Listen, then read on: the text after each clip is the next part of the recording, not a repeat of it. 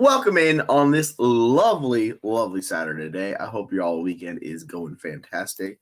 You're enjoying the time. You got some free time. So I figured, hey, let's keep these Scott Fishbowl reviews going because we had so many. We had so many more than we imagined. So we're like, you know what? If this is what the people want, this is what the people are going to get. So you're joining me, Jesse Moeller. I'm the only one available today. It is what it is. I'm happy to join you all, guys. So those of you that are with us, thank you for joining me. We're just going to dive right into these Scott Fishbowl rosters.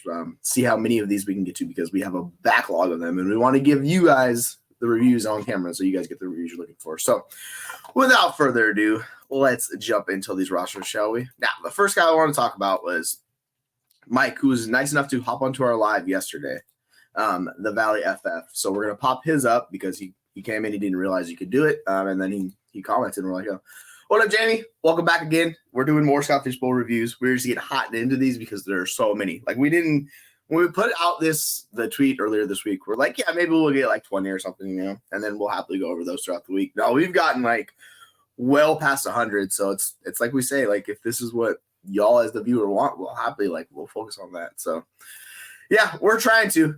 We try to give it a unique perspective. It does get a little bit difficult with some of these reviews because a lot of the players are similar. But like with this one, it's nice. Like I'll hop in and talk about Mike's for this one. So he's in the Mia Wallace division. Had the pick 12, went there. Hammered the two running backs, which is what SC was talking about yesterday. He got the two difference-making running backs, which I actually prefer when you're able to get difference-making quarterbacks, such as Jane Daniels in this format, where you get the rushing rewards, right? So you get both Bijan and Brees are going to be heavily involved in the rush game and heavily involved in the passing game. Like that's the type of players you want in this format, guys. They get all the volume. You get the bonus for the first downs and catches and first downs for run and the rushing attempts, all that fun stuff. Then you go to round 4, you get Evan Ingram, could be a top 5 tight end if he repeats what he did last year, tight end 6 prices. Like, that's a smash, right? Then you go in the 5th round, get Devon Achane. I don't know who the heck decided to let him fall to the 5th round, so Mike got a massive gift in this one where it's like, hey, guess what? This guy who could be a true stud, and I get it, there's a little variance and risk with this profile because, he was taken around 3. People were a little bit worried because of his size, but the guy could absolutely ball. Like, he's just a fantastic player. So getting him in that offense, the floor is going to be high. And there's a ceiling case where at RB13, like, I love that cost. I wish I could have gotten that cost. I would happily smash that. Now we go to these wide receivers. DJ Moore, Rashid Shaheed, Terry McLaurin. They all kind of have different perspectives. Rashid Shaheed, there was a press conference that actually came out today where Rashid Shaheed wanted to basically thank the Saints for betting on him, right? And he said he's not coming off the field much at all. So he's going to be heavily involved in all aspects of the Saints, the offense, the return game, and that's what we want from these wide receivers. Like, Rashid Shaheed was top 5 guy last year in this format.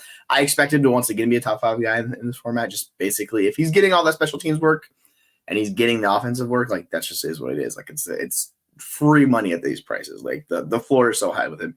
DJ Moore, you know what you're getting out of DJ Moore. He's a very good NFL wide receiver. Like, Keenan Allen's not going to come in and take his job. He's going to be on the field at all times. Like, that's the one thing in that offense. You know what you're getting with DJ Moore. You're getting a guy who's going to be heavily involved in the Bears offense. So unlike KJ Moore and Rome Odunze, who I love Rome Odunze, I think he's a fantastic prospect. He's still a rookie. It's going to take him some time to build the confidence in the coaching staff where they fully trust him, right? And even we see this, like, even like top 10 NFL like wide receivers that go in the draft, it takes them a little bit of time sometimes because they have to integrate, know the playbook and all that fun stuff. Like, DJ Moore's been a pro a long time. He knows how to do this. So those 3 wide receivers are interesting. I'm not super sold on Terry McLaurin, but like the nice thing about Terry McLaurin is you betting on your own quarterback, Jaden Daniels. You got the stack there. You're rolling with that, right? So you're taking that and you're going there. Then you get a guy, Kirk Cousins. I love Kirk Cousins in the 9th round.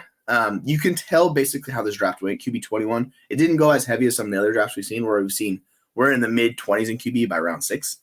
This draft kind of pushed quarterbacks a little bit more, which gave you the flexibility not to take Cousins in the 6th or the 7th, right?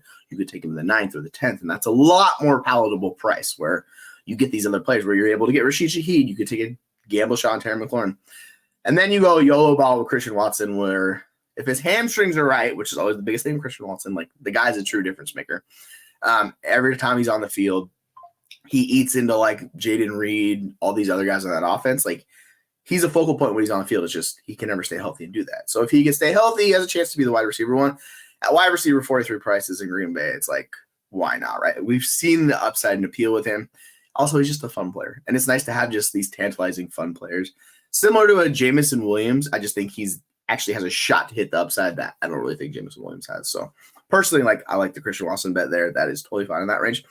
Jalen Warren, everybody at the FFU loves him. If you look at any metric, it's going to support. He's one of the most efficient running backs in the NFL. The guy's just really good. Oh yeah, he's a monster pass catcher last year too. This is what we want now. Pass catching and running backs are not as rewarded in this format, but the volume guys are. So if Warren can increase his volume, get over 200 touches, which is entirely possible, you go from there. Now, excuse me 1 second. I need to take a drink because your boy is thirsty. So as we turn to the back half of the draft, you see kind of where Mike's value shifted. Brian Thomas, the potential wide receiver one in Jacksonville, we talked about him a lot. Taysom Hill, I don't mind him as like a backup quarterback, tight end 2, tight end 3 type range. That's fine. You just have to live with the variance that is Taysom Hill because it's impossibly hard to predict. Even certain matchups, they do not. So like you just know when that wave comes where they're riding Taysom Hill, just start him. Like that's the only thing. You see it 1 week, you start him for the rest of the month, then it'll probably fall apart. That's what it always does. You just have to live with that variance. Demario Douglas could be the wide receiver 1. Jacoby Myers is another guy that'll push 100 targets. Like that's a guy you want. Then we kind of get to the returners. We get Cordero Patterson, Kevontae Turpin, Ricky Pearsall, Trey Tucker, all guys who have interesting return game upside, which is what you like in this. Like this is what the format rewards. So anytime I see someone taking swings on, it doesn't really matter the position. It's just guys that are returners or potential returners. And you followed it up with Will Shipley, who's potentially a kick returner in Philadelphia, along with being the backup running back, right? Like, so there's a pathway, and I know Gainwell's still there, but there's a pathway for him to be beneficial for you, even if he doesn't get all the return work. So yeah, like that. Brendan Aubrey, I mean, he's more than likely going to be a top 5 kicker, if not the kicker one again. At that value range, like, why the heck not? Yeah, so I mean, sure. What he really needs is to get, and this is kind of what the injury guys have talked about, right? So the legs need to, whatever it takes, right? And you got to do what you got to do. So it's interesting they've talked about his legs are kind of off balance, like the weight's not even in his legs, and that's lead to some itches because he doesn't have the symmetry.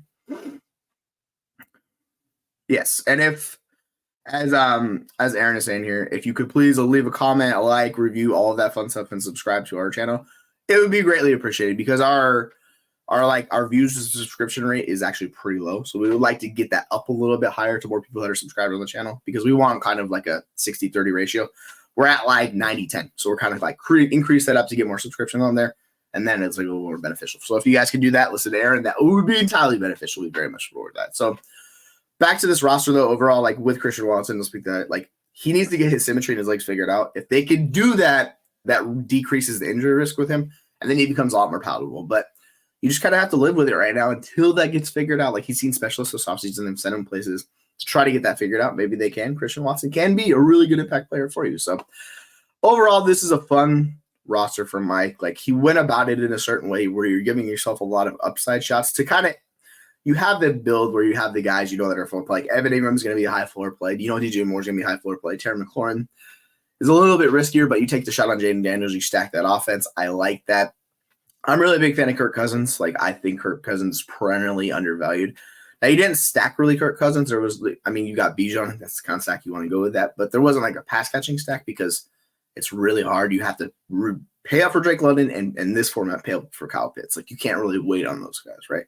You could take a shot on like the wide receiver 3 or go that nature. But overall, like this is a fun roster. So thanks for the submission, Mike. We're going to move on to the next group of rosters, and we have quite a few. As you can see here, the next one in our thread is the one from Anthony right here. So this is the Addicted Todd in the Luke Skywalker division. Congrats on making that division because that's a fun one. I think this one might be in the MFL, so you might see a little bit more different strategy with this one, but we'll see overall. Now, the 106, you get Patrick Mahomes. You can't go wrong with that. Like, you know, the floor is very high with Mahomes. I do worry about necessarily take the ceiling if he can hit it. I think he has a good shot to hit it this year. But like Mahomes, we should see a regress to kind of the Mahomes we've seen in the past. Not last year where he was a check down artist, kind of gave what the defense gave him. With those weapons they have now, he could be a true difference maker again like we've seen in the past years for that, where he's giving you 26, 27 fantasy points per game in this format, which is what you want to see. Jonathan Taylor, that's a volume workhorse. Like, I'm not big on Jonathan Taylor, but in this format, I like Jonathan Taylor a lot. I think everything he does is beneficial. Like, you're going to get the rushing. You'll get some receiving, but you get goal line work. Like, Taylor's going to be heavily involved and should be near the league leaders in touches for running backs. Like, that's what we want to see. Now, Anthony Richardson maybe takes the ceiling away a little bit just because he's going to take some goal line work. He's going to take away a little bit of carries, but Taylor's so good. Like, they've already talked about it. Like, we've heard the GM and the head coaches talk about. They want to feature Jonathan Taylor in this offense, which makes sense because he's one of the better running backs in the NFL. So getting him at 207, that's a smash. Garrett Wilson, wide receiver 7 prices. That seems steep, but really, Garrett Wilson's going to push past 150 targets, and being connected to Aaron Rodgers and having minimal target competition, like outside Brees, there is just not much competition there for targets, which is crazy. Where the running back too, similar to Christian McCaffrey, right? It's like that guy's a true difference making running back out of the receiving backfield, but like there's nobody else there. ETN, another guy I'm not huge on overall, but I like him a lot in this format because he gives you volume. So if you get volume backs, it really just depends on the efficiency of the offensive line. If that improves for ETN, because last year every run he was making was basically going against the Browns front 7 is how it worked. And the yards before contact, they were like 32nd in the NFL. They were generating no space for ETN to run. And ETN needs that because he's a boom and bust rusher. Like he can't really necessarily carry an offensive line. Like we've seen him be efficient, but you got to give him a little space beforehand so he can get cooking. So if they fix that, ETN RB11 is going to cook. So yeah, like I think Aaron's right here. They both in this format, especially, I like them. I'm a little bit lower on ETN, but it's just personal preference on how you want to go about that. If you could get like, whichever of those guys you like that are volume backs in that range of the 4, basically overall you look at your holistic strategy. You got the difference making quarterback, the wide receiver who could potentially be a wide receiver 1, the 2 high end running backs. Like that's a really good start because then it kind of takes away your need. Then you kind of see they did what a lot of people have done. They've taken the falling wide receiver value into the 5th and into the 6th round. Ayuk at wide receiver 13, Pittman at wide receiver 19. These are guys that like the communities like we love Ayuk a lot. We just know the stipulations with him, and it's really hard for him to do what we want him to do. And Pittman, the concern is like Richardson. They brought in another wide receiver. Downs in year 2. The tight ends getting it. Like all these things are kind of working against Pittman. But overall, like I like it. Stafford. Round 7 is a little bit pricey, but you see here, like the last build we just did, QB21 went round 9. And this build, QB21 went round 7. So this is kind of what you have to do. You have to adjust. I don't really like spinning on Stafford in the 7th. I would personally, if we're getting into that range in the 7th and the drafts is going that, I'm more than likely to take a skill position player, push it to round 9 or 10 with one of the younger, like upside rushing quarterbacks, or like take a Russell Wilson in that nature. Because as good as Stafford was, fantasy production though, not great. Yeah, I mean, I like Connor.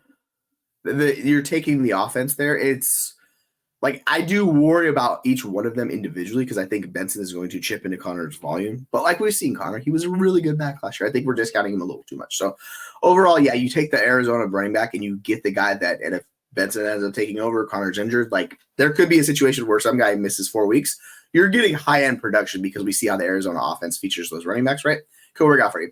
White's an interesting pick. Hey, we've had a few people punt tight ends. I actually don't mind people punting tight end. Like you just really, if you don't get those elite difference-making tight ends, the guys that could jump in the top 5, the guys that are getting pushed up like into that tight end 10 through 15 range, those guys are usually getting overdrafted because if you look at points per game in production, like I know there's a boost, but that's the worry. So I don't mind if you punt tight end if you don't like the guys available. If you have these skill position players, since we only have to start one of each, right? So if you think James Conner is going to outscore those tight ends, he theoretically, like he should outscore those tight ends. If Zamir White can do it, I don't know about that. I'm a little bit lower on Zamir White. He's been my fade list the entire time. But like I said, if you like the volume of Zamir White, because like Alexander Madison's not great, I like Dylan Lobby as a pass catching back and doing that. But we'll see. Like White, he had a really good runway. The defenses were trash. He did that against 2, so he kind of like it's a very narrow sample size. But White just worries me in general. So it's in the 9th round. It's not going to kill you betting on him, but overall, that's just my concern with him. Like I'd much rather bet on Trey Benson than Zamir White. That's just me personally. Marquise Brown, I've always loved Hollywood. He's my guy. Potential wide receiver 1, especially with the injury concerns of that offense. And also, we don't know how long Rashee Rice is going to be out for. So Marquise Brown, wide receiver 44, similar to Deontay Johnson. You're betting on these guys that are going to massively outproduce ADP. Marquise Brown in that system with Patrick Mahomes, like you got the stack, you connected that. That's what you want to do. Now we get to the back half of the draft. Tyler Conklin, Justin Tucker, kicker 1. Marshawn Lloyd, like that's another guy that we've heard a ton of hype about this offseason. So getting him in the 14th round, like that's really good value. Like you're basically getting him 3 rounds later than Trey Benson, who's very similar. Lloyd and Benson, like there's not much difference between those two guys. The situations are very similar.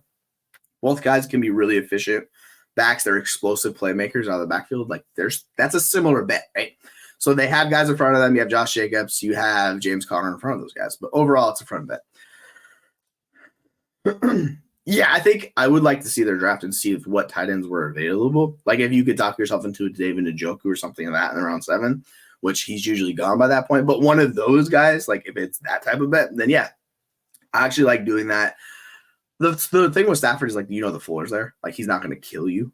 He's not going to be like, quarterback 30 in production wise. It's just his range of outcomes is very narrow. It's unless he puts up another 40 plus pass down touching season, but like it's just really hard for quarterbacks to do that. I think we kind of, this is my issue with like CJ Stroud going as high as he goes in drafts. Like we kind of expect that from quarterbacks. And it's like, that's untenable expectation. So yeah, like I don't mind Stafford there, but personally I'm with you. I would much rather get him later.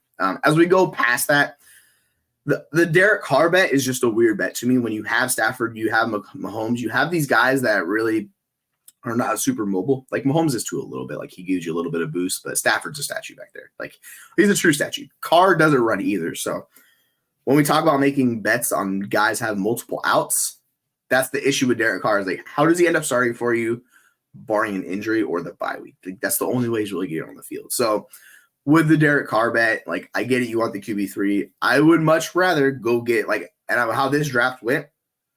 If I'm assuming with kickers, like this looks like it's the normal sleeper draft, like I would get round 13, I take the rushing upside quarterback. Round 15, I get the kicker because you're still going to get a top 5, top 7 kicker. And the way I look at scoring here, yeah, like I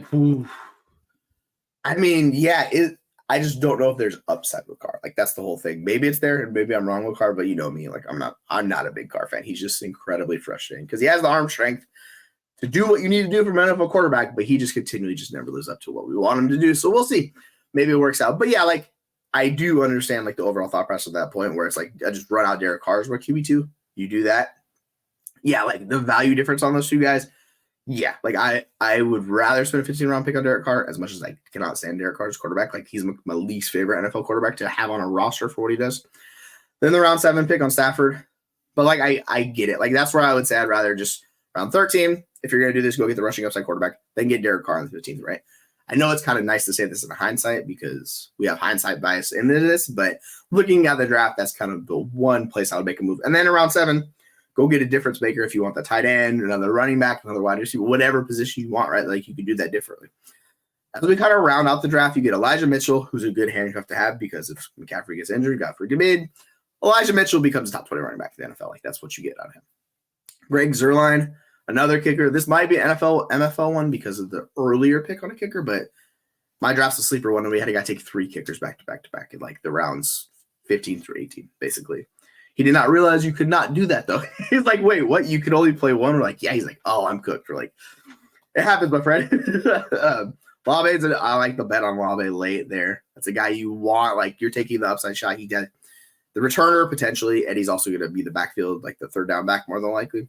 Colby Parkinson, I know Higbee's dealing with injuries and stuff with that, so you just take a shot. You got the guy connected to Matthew Stafford super, super late. Now is it going to work out? But no, like you take that bet and you roll with it. You see how it works out. And then you round it out with Cairo Santos. Now I'm assuming this is MFL because you took 3 kickers. So in this format, I like the kickers a lot more, and I much understand the Justin Tucker bet a lot more if this is MFL. So you can kind of see the scoring difference because usually people aren't taking 3 kickers. Like it just seems like a waste opportunity to take 3 kickers. But overall, like you got Tucker, you got Zuerlein, you got Santos. The Chicago offense could surprise. Zuerlein with Aaron Rodgers' offense could be a lot better. So you're taking bets on offenses you expect to jump up. You took them super late. Overall, like I like doing that. So it's a pretty solid, fun roster. There's a few changes I make, but overall, I like the roster. Now let's go to Eric's roster. Eric 07294 in the Voldemort division. Shout out to Harry Potter. One of the I was in London when I was in 6th grade. We were visiting, and I saw a line for all these kids looking for books. I was like, what book is it? They go, Harry Potter. And I'm like, what is Harry Potter? Because I'm from the States. It hadn't come out yet. And they tell me about this, and I get back home, and then I like find the book, and I'm like, I see what all the hype was about. All these British kids were all about these wizards. I was like, cool. So shout out to Voldemort. Now, that was a little tangent. Sorry about that. We get Joe Burrow, 111. I like the value on Burrow. QB8.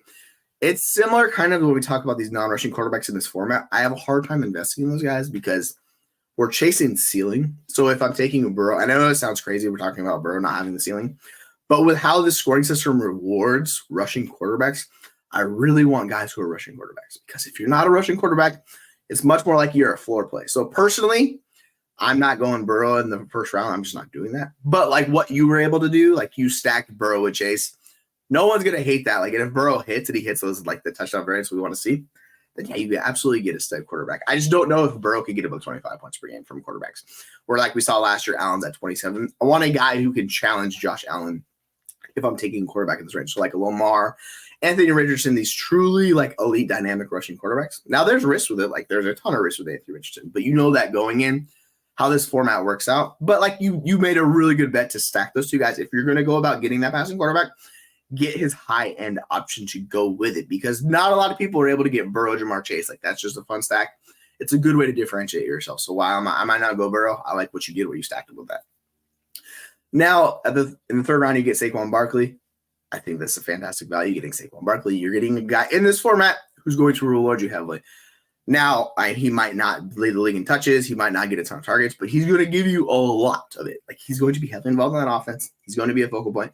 In the years that passed, they've taken off like Sanders or Swift, and they've brought in the Kenneth Gainwells of these guys that have played a role. I really don't expect that to happen with Barkley, because why would you pay Barkley a ton of money to do that? It just doesn't make sense. And Howie's a pretty smart GM. He knows what he's doing over there in Philadelphia. He usually scoops up value. So him going out and paying Barkley what he did, which is basically a 3-year guaranteed contract, which is not existent in the NFL. Getting Barkley there, I like that. You followed it up with one of my favorite all-time tight ends, George Kittle. I know I love that. Tight end 8 prices, like that's beautiful. That's not reaching. That's great value getting him. Cooper Kupp's interesting bet there. I'm not as in on Cooper Kupp in the 5th round. I would like to see him go a little bit later. But you can do it where you talk yourself into saying, like, you took James Cook in the 5th, Cooper Kupp in the 6th, and I'd like that a little bit more. So it's just basically ADP related for those guys. Thanks for joining us, Jerry. Appreciate you stopping by on your Saturday. Hopefully you're enjoying your day. So yeah, you get James Cook. I'm a James Cook guy. Like I can't hide that. Like he's a guy I think is really good. When Joe Brady took over, like when they shifted the offensive coordinator from Ken Dorsey to Joe Brady, James Cook was getting over 20 opportunities a game. That's like absurd usage. Like even last year, Alvin Kamara was only getting 19. So when they shifted, like they were using Cook more than they were using Kamara down in New Orleans. Now it's a little bit different because they run more plays with the Bills, but still like that opportunity share James Cook was getting, you're getting a top 12 running back, and people are saying you're drafting him at his ceiling. Like, nah, dude, like he can get up there if he gets. The issue is touchdowns. If he can get right on some touchdown volume, like that's how he really jumps into that top half of the like RB1 status. But overall, RB16 prices, like the floor is really high with James Cook. I'm not worried about Ray Davis. I know other people are. I just don't see it with Ray Davis. He's an old back who really doesn't have a great profile. Like the efficiency is not there for him. So I think he more fits into the old man role of like what they had last year, where they had a guy playing pass protection, Latavius Murray and that fun stuff where they kind of used him that role. I expect him to kind of spell James Cook, but I don't think he's going to push James Cook. And we've kind of seeded, like they've hyped up 2 guys specifically the entire offseason in Buffalo. It's been James Cook. It's been Dalton Gabe. Those are the guys that are going to feature in that offense. And we've seen them talk about that entire year. So overall, like I really like that. Aaron Rodgers in the 7th, you could kind of like, this is similar to Stafford and those guys. Like I would like to get those guys later in drafts if I'm getting those. So similar to Aaron Rodgers, it's another guy you need to bet where you're like, all right, I need touchdown bets from you. So, like, I'm looking at the roster and how this went later on. You didn't really stack Rodgers, which is a little bit unfortunate because maybe take the tight end, maybe take Malachi Corley. You go one of those guys late. But overall, I get it. Just taking 2 non-rushing quarterbacks really makes it difficult because the rushing quarterbacks are the ones that give you the entry pathway into the truly difference-making production. Now, if you wanted to do the bet like you did with Joe Burrow where you stacked with Chase, then yeah, 100% understand that because then you're also betting on your quarterback by stacking. So that's why I kind of like stacking this format because it's 4,000 plus teams, right? So like once we get outside of your division, once you get in the playoffs, you're battling a ton of teams, right? So this is why we talk about don't reach too much on guys for value because you're going to be going against a lot of teams with similar builds or teams that like got really good falling value. So Monty in this format, he's really good value. He's going to play. He's going to be involved. RB25. I don't necessarily think the ceiling's there, but you get a really good floor player running back who you can flex. That's totally fine in the 8th round. You know what you're getting. Keenan Allen, wide receiver 38. You see how the draft featured wide receivers heavily, like most drafts do. Keenan Allen, wide receiver 38. Like the discount's already submitted to him in there. So what happens if Keenan Allen's actually still on the field? I know I have talked about exclusively like potentially Rome Odunze passing him up in the totem pole, being DJ Moore, Rome Odunze, and 2 wide receiver sets. What if that doesn't happen? Like Keenan Allen, He's a target earner. Like, he's not going to see 150 targets or anything like he did last year, but he can be involved, give you production to be a good NFL wide receiver. I still think he has enough to push for one more year. If I wanted to bet on the wide receivers, he would be the third guy I'm betting on. I'm taking Odunze over him. But overall, 9th round, like, you can't complain. Like, that's good value. Like, as much as I've been hating on him, I get that value to it. Eckler, for me, Eckler needs the kick returning. So Eckler at RB35, I think it's fine, but he needs the kick returning to really pay off that cost, because Brian Robinson was just a better back across the board last year. And you could attribute it to injuries and all of that fun stuff with Eckler. But, like, it's not just that. So over the last couple of years, we've seen Eckler kind of diminish with his efficiency and how he's been used. So it's already trending that direction. It just got massively pushed forward, because on top of, like, the efficiency falling off a cliff, he was also injured. He's reaching that age cliff too on top of it, where when it goes with these running backs, it really goes. The difference between, say, like, Eckler and Kamara is Kamara was still able to get the volume, and that's the biggest thing with him, because he wasn't efficient at all last year. Like, he was a target hog, and he was a guy they still featured. They gave him a ton of touches. With Eckler, that offense had nothing else. Like, it was Keenan Allen and Zach and Eckler. These guys are not explosive athletes. Like, that's not what they are anymore. That offense was just so stagnant because they had no speed. And they were forced into going with those two guys because they went Quentin Johnston, like, he just flamed out historically bad. And then Mike Williams got injured. They had Josh Palmer, also dealt with an injury. Like, it just really just backfired exclusively on the Chargers last year. So thanks for stopping by, Duarte. Appreciate you on this. Hope you're having a good Saturday. But yeah, back to, like, Eckler and that all. It's just, I'm just worried. Like, I think the worst is, like, yet to come for Eckler. So hopefully I'm wrong with that, because Eckler's been one of the biggest fantasy proponents of NFL players. Like, you listen to the podcast, he loves fantasy. So, maybe it works out this year. Personally, I'd rather bet on Brian Robinson, because I know he's going to get touches on offense. And I'm not 100% sure, with Eckler being older, kind of dealing with injuries, and, like, his efficiency falling off a cliff, his speed fell too. Are they really going to have return kicks? That just seems like a silly decision when you have a lot of young players on offense who are fast, where you could put back in kick returner, because for kick returners, I want young speed guys, or I want guys who are literally tackle breaking studs, the guys that force these missed tackles. That's not Eckler anymore. So unlike a Deebo Samuel in, like, San Francisco, we'll see. I don't know. Maybe they like him and they go with it. I'm curious to see how that plays out. If he gets the kick return usage, I like that a lot more. Keon Coleman, a super risky bet in the 11th, but if the 11th, it's just, you're betting on, like, basically him being the wide receiver 1 or a focal point. With Keon Coleman, it's going to be a second half of the year thing. They talked extensively about how raw he is as a prospect, which is weird because he's not that young, but they spent the capital on him to make sure they got him. They liked him. It's just they've struggled to, like, find another guy outside of Stephon Diggs. They sent Stephon Diggs packing, sent Dave Davis packing. The runway is open for Keon Coleman. He just needs to show it, and he has not shown it yet. It's going to take him some time. So you're going to have to be patient with Keon Coleman. It's going to be a second half of the year thing. He'll slowly get going, but expect it to be Kincaid and Cook early on. But probably some Knox involved as well. And then it's going to go, and, like, we'll see maybe a second half coming. So similar to Quentin Johnston, a super risky profile, like with Keon Coleman last year, like, you knew that you were making a bet on a risky player. Keon Coleman's a similar situation, except he's just a lot cheaper this year. So I don't mind it. I'm much like the next guy you got, Josh Palmer. Like, he's a lot cheaper than Ladd McConkey. And, like, he has a good shot at being the wide receiver 1 there. Like, if you looked at with Keenan Allen on the field, like, he was still on pace for over 1,000 yards in the Justin Herbert offense. Now, they were throwing the ball a good amount and all that fun stuff, but he was still on pace to do it. Now, he dealt with injuries, still put up a 17% target share. Like, he was not bad. And people are like, Josh Palmer's just a guy. Well, to a point, but, like, he's going to be playing that X role for that offense more than likely, unless it's DJ Chark. But, like, you don't want DJ Chark playing that role because he's about as inefficient as you can get. So I think Palmer's going to be a guy that's going to be on the field a lot for the Chargers, like, more than Ladd McConkey. And maybe Conkey can take him over, which is entirely possible because McConkey's profile suggests on a per route basis he's really efficient. Overall, it's just weird with the Chargers because we don't know how it's going to go. I think I like taking bets on Palmer and McConkey in that offense. So getting Palmer there, like, he's a guy that could outproduce all of these guys up until about past David Montgomery for you. Realistically, I think he could do that for him. Taysom Hill, another guy who, like, we talked about him a lot. It's just up and down with him. You don't know what you're going to get. So you just have to live with the variance of Taysom Hill. When you hear the runway and they're talking him up like this is going to be Taysom Hill week, put him in the lineup. Like, that's what you want to do. He could be a flex play for you for sure, just because he's also a fun guy to watch play. Like, you see him start running the ball, you're like, oh, yeah, that's going to be a touchdown. He gets free. Dobbins, we've already seen him come off the field dealing with an injury post off of the significant injury. So the hype was starting to build around Dobbins a lot. And, of course, as soon as he said he's going to have a special season, goes out with an injury. We don't know what the injury is with Dobbins, so we will see But this is why I was hyping up Kamani Vidal. Like, there's just a ton of guys with injuries in front of him. And it could work out for Dobbins, but man, like, I don't like betting on these post-injury op guys, specifically someone as injured as Dobbins or as Nick Chubb.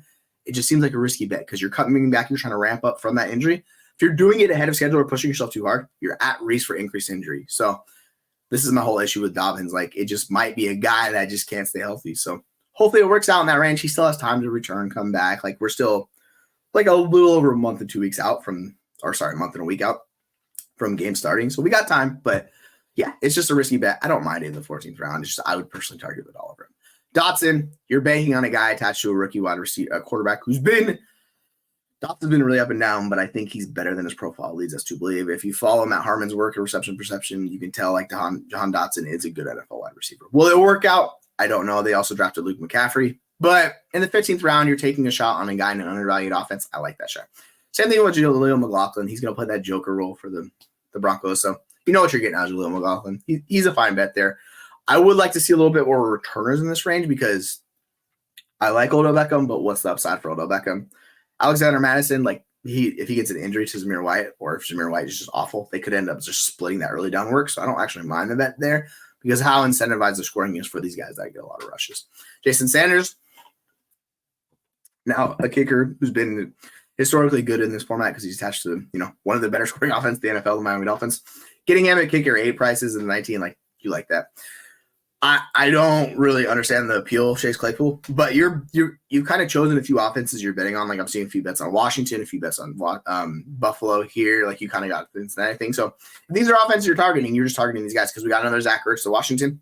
Michael Thomas, I just don't know why we're drafting free agents. You got to tell you the truth. Like he's not on a roster now. Like this is similar to like Antonio Brown a couple of years ago where he was like a free agent. You knew he was still good. With Thomas, like it's just not there anymore. So, like, I would recommend just replacing somebody else who is a kick returner or someone else who could give you viable production because Ertz, Claypool, and Thomas could end up just being zeros for you this entire year. It is around 20 plus, but overall, I like to make these late round bets that have multiple outs.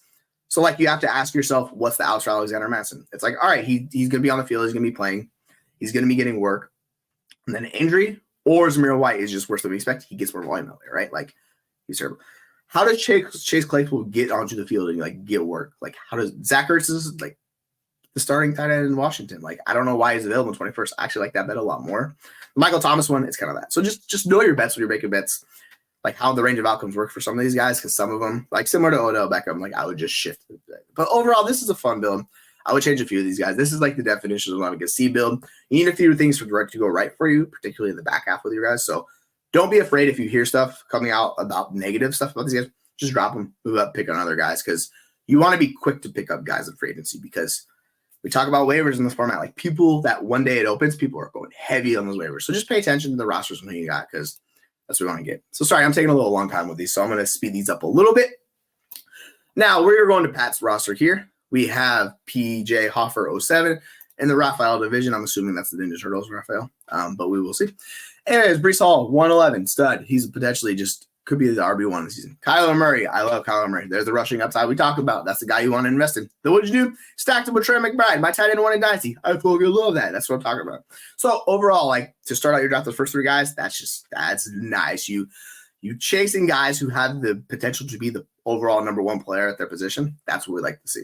Josh Jacobs is a volume back. I think he's fine. I do worry how much volume he's going to see. So personally, I would rather wait a little bit than taking Jacobs, but I get the appeal. It's going to be a really good offense. So if the efficiency increases what it was before last year, we get an efficient back in one of the better offenses in the NFL. I like that. David Njoku, 5th round, tight end 8. You knew the tight end. That feels like you're like, I got to get the tight end here because they're going to fall off a cliff after that. So getting David Njoku there, like that's a good pick right there. Now, the Devonta Smith and Amari Cooper back-to-back. Those are solid picks. You know what you're getting. I like the Amari Cooper pick a little bit better because he could be the wide receiver 1, and this is what I want. I think Smith is more of a floor play, even though it's a pretty good floor with Devonta Smith. Like I would just rather target a wide receiver 1 instead of a wide receiver 2, an offense that's going to have Saquon Barkley, who's going to be more involved as running backs were before. Jalen Hurts, who's also a rusher. So it's a really narrow window for Devonta Smith. With Amari Cooper, I get it. People worried about Deshaun Watson, but like, the offense could be historically a lot worse, and he gets even just more targets. How it could work out. So overall, like I like the Cooper bet better, but it's all bets with Lucas. Brian Robinson, a guy that's actually really early. Like I've seen Brian Robinson go like the 10 to 12 range. So getting him in the 8th, like you went and got your guy, Brian Robinson. But if you like your guy, you make the statement for it. I like it because we're in the 8th round. It's not really going to kill you make that bet. Now, what you did is you stacked Deshaun Watson with Amari Cooper. So if you're going to do that, I like making that bet because you're like, he's the guy with a ton of variance on him. So you know the variance on him. If he hits, it's going to look good. If he struggles, you kind of know what you're getting. What's interesting is you did not get a quarterback 3 on this roster. So what I like, though, is you gave yourself some options late of guys you can just play in the super flex spot, which a lot of people are scared to do. But when we get into these like Bryce Youngs, these Derek Carrs, the world, like those guys are somewhat replaceable as far as quarterback 2 goes. So instead of reaching for a guy like that, if they don't have rushing production, yeah, you just take a shot on a different guy late where you're like, you know what, this guy could just return games and play for me. So yeah, I like that. DeAndre Hopkins is going to be the wide receiver 1. I don't want to hear it. Calvin Ridley stands. It's just, I like Ridley. I think he's fine, but DeAndre Hopkins is better, was better last year, and he's been consistently better throughout his career. So unless it's an injury, like DeAndre Hopkins, I like him. His value is really good. There's Xavier Gibson, a guy that doesn't need to play a snap of offense, and he's going to be a guy you could put your super flex spot all season. And it wouldn't shock me to see him outscore Deshaun Watson. He was basically putting 19 points a game just doing return stuff last year. If he does increase his role, like if he plays a bigger role for the Jets this year, this is how you get the Rashid Shaheed stuff going in. So Gibson, like I love the value on these return guys, particularly like Gibson. He doesn't even need the offensive production at all. Like you just go with that. Now you get Elliott, going to be a volume guy. Cordero Patterson's going to be a returner. Jalen Wright, he's going to be having a part-time role in a really good offense. If an injury happens to a guy in front of him, if it's Achane or Mostert, his value takes off. Like he's more or less kind of the replacement for Raheem Mostert. Like he's a bigger body guy, so he could be also getting goal line work in that offense too. Like obviously he's 3rd for a reason. Like it's going to be tougher for him. I think Achane's just a better overall player. Raheem Mostert was just really, really good last year, so it's going to be hard for him. But like Raheem Mostert's 32 years old. He's like the oldest running back of the league pretty much. So there's a good chance for an injury. Like we've seen it throughout his career. He has injury history and a track record. Like he saw the most touches in his career. When you have guys coming off that at that age, like they're risky bets. So betting on Jalen Wright, like he has multiple outs to him. Brandon Cooks could be the wide receiver 2 for Dallas. What's weird is he just wasn't good last year, so it might have reached that point in Brandon Cooks' career where it's kind of just downward trajectory. But 15th round, like I 100% get the bet. I like the AD Mitchell bet. You're just betting on an offense that's going to be really fun. Run probably one of the most plays in the NFL, and AD Mitchell's a fun prospect. The profile is just awful, but if you watch him play NFL, like you watch his video, you're like, dude, this guy can ball. So it's going to be interesting to see if he's just the downfield threat to replace Alec Pierce, which it looks like he is. But I think he can do more for them for an NFL offense. So will he chip into what Downs and Pittman are doing? Maybe it's potential. So don't like it. I really like the Jalen Polk bet. I've talked a ton about him this offseason. I think he's a good bet, particularly because people just really have the Bill Belichick, Mac Jones offense to their head. It's a whole new scheme, new situation. Give them a shot, folks, because round 17, like there's upside at that cost. Like that's just what it is. You can easily beat that. Wan'Dale Robinson, number 2 option in the Giants offense. Just got to stay healthy. It's a PPR scam guy. This is what we want in fantasy. It might be a little bit tougher since he's a slot guy. Neighbors plays a slot, but Cammy Fairburn going to be a good offense in the NFL. I like the kicker on there. Zay Jones is actually an interesting bet because we talk about Pittman, we talk about we talk about Michael Wilson, we talk about Dortch. Zay Jones is already getting a little hype. Now, can he stay healthy? I don't know, but he's a NFL wide. He's a body, that guy that can play a role in an NFL offense. I don't think he's that good anymore, but that wide receiver room is still not very good. So there is a chance Zay Jones can play a role for you in that offense. Dante Foreman, you know what Dante Foreman is. It's a bet against Nick Chubb. I need to see it a little bit more. I know Nick Chubb is like superhuman and all of this fun stuff. Dante Foreman is also a guy who's dealt with injuries in his career, has come back from his own Achilles injury. So Foreman is a guy that like it took him a while to come back. It took him multiple years, but he's back and he could do some stuff for you. So he could be a spot time starter. Jacob Cowing, you're betting on a guy that's playing a special teams role potentially with San Francisco. I like that better offense. If an injury happens to a guy in front of him, and then he could slowly be a flex player for you. So overall, this is a fun build. I like what you did here, PJ Hoffer. Now, let's go to Sean McCormick here. This is Lunchbox 031, Rocky Balboa, Rocky. You went for the high-end wide receivers early. What's interesting is that Justin Jefferson fell to wide receiver 5. Y'all crazy. Stop pushing Justin Jefferson. He's one of the best wide receiver prospects we have ever seen. I'm going to draw Justin Jefferson. I'm not going to start with 2 wide receivers, but if you're going to do this, I really like what you did. That gives you a shot into 2 guys. Like if they hit that ADP, they'll be very good for you. Like wide receiver 3, wide receiver 5, you will be happy with it. Travis Etienne, a volume guy. I know a lot of guys like him. In this format, he's a little bit better. So getting him an RB7, little steep for my blood, but if you like him, I 100% can get it because the offense has told us like they want to give other guys work. Sometimes there's anybody else good enough in the backfield to get work. So if ETN does what he did last year, he'll be signing. He'll be putting up 20 points a game. You'll be happy with him. Goff and Herbert. Goff's the floor play. Herbert's the ceiling play. We've already talked about how they're going to expand his rushing role. Herbert in LA. I know we're down on it. I'm like, I get it, but there's no world Herbert should be going below Jared Goff. Like that's not what we should be doing here, because Herbert gives you a pathway into that like top 5, right?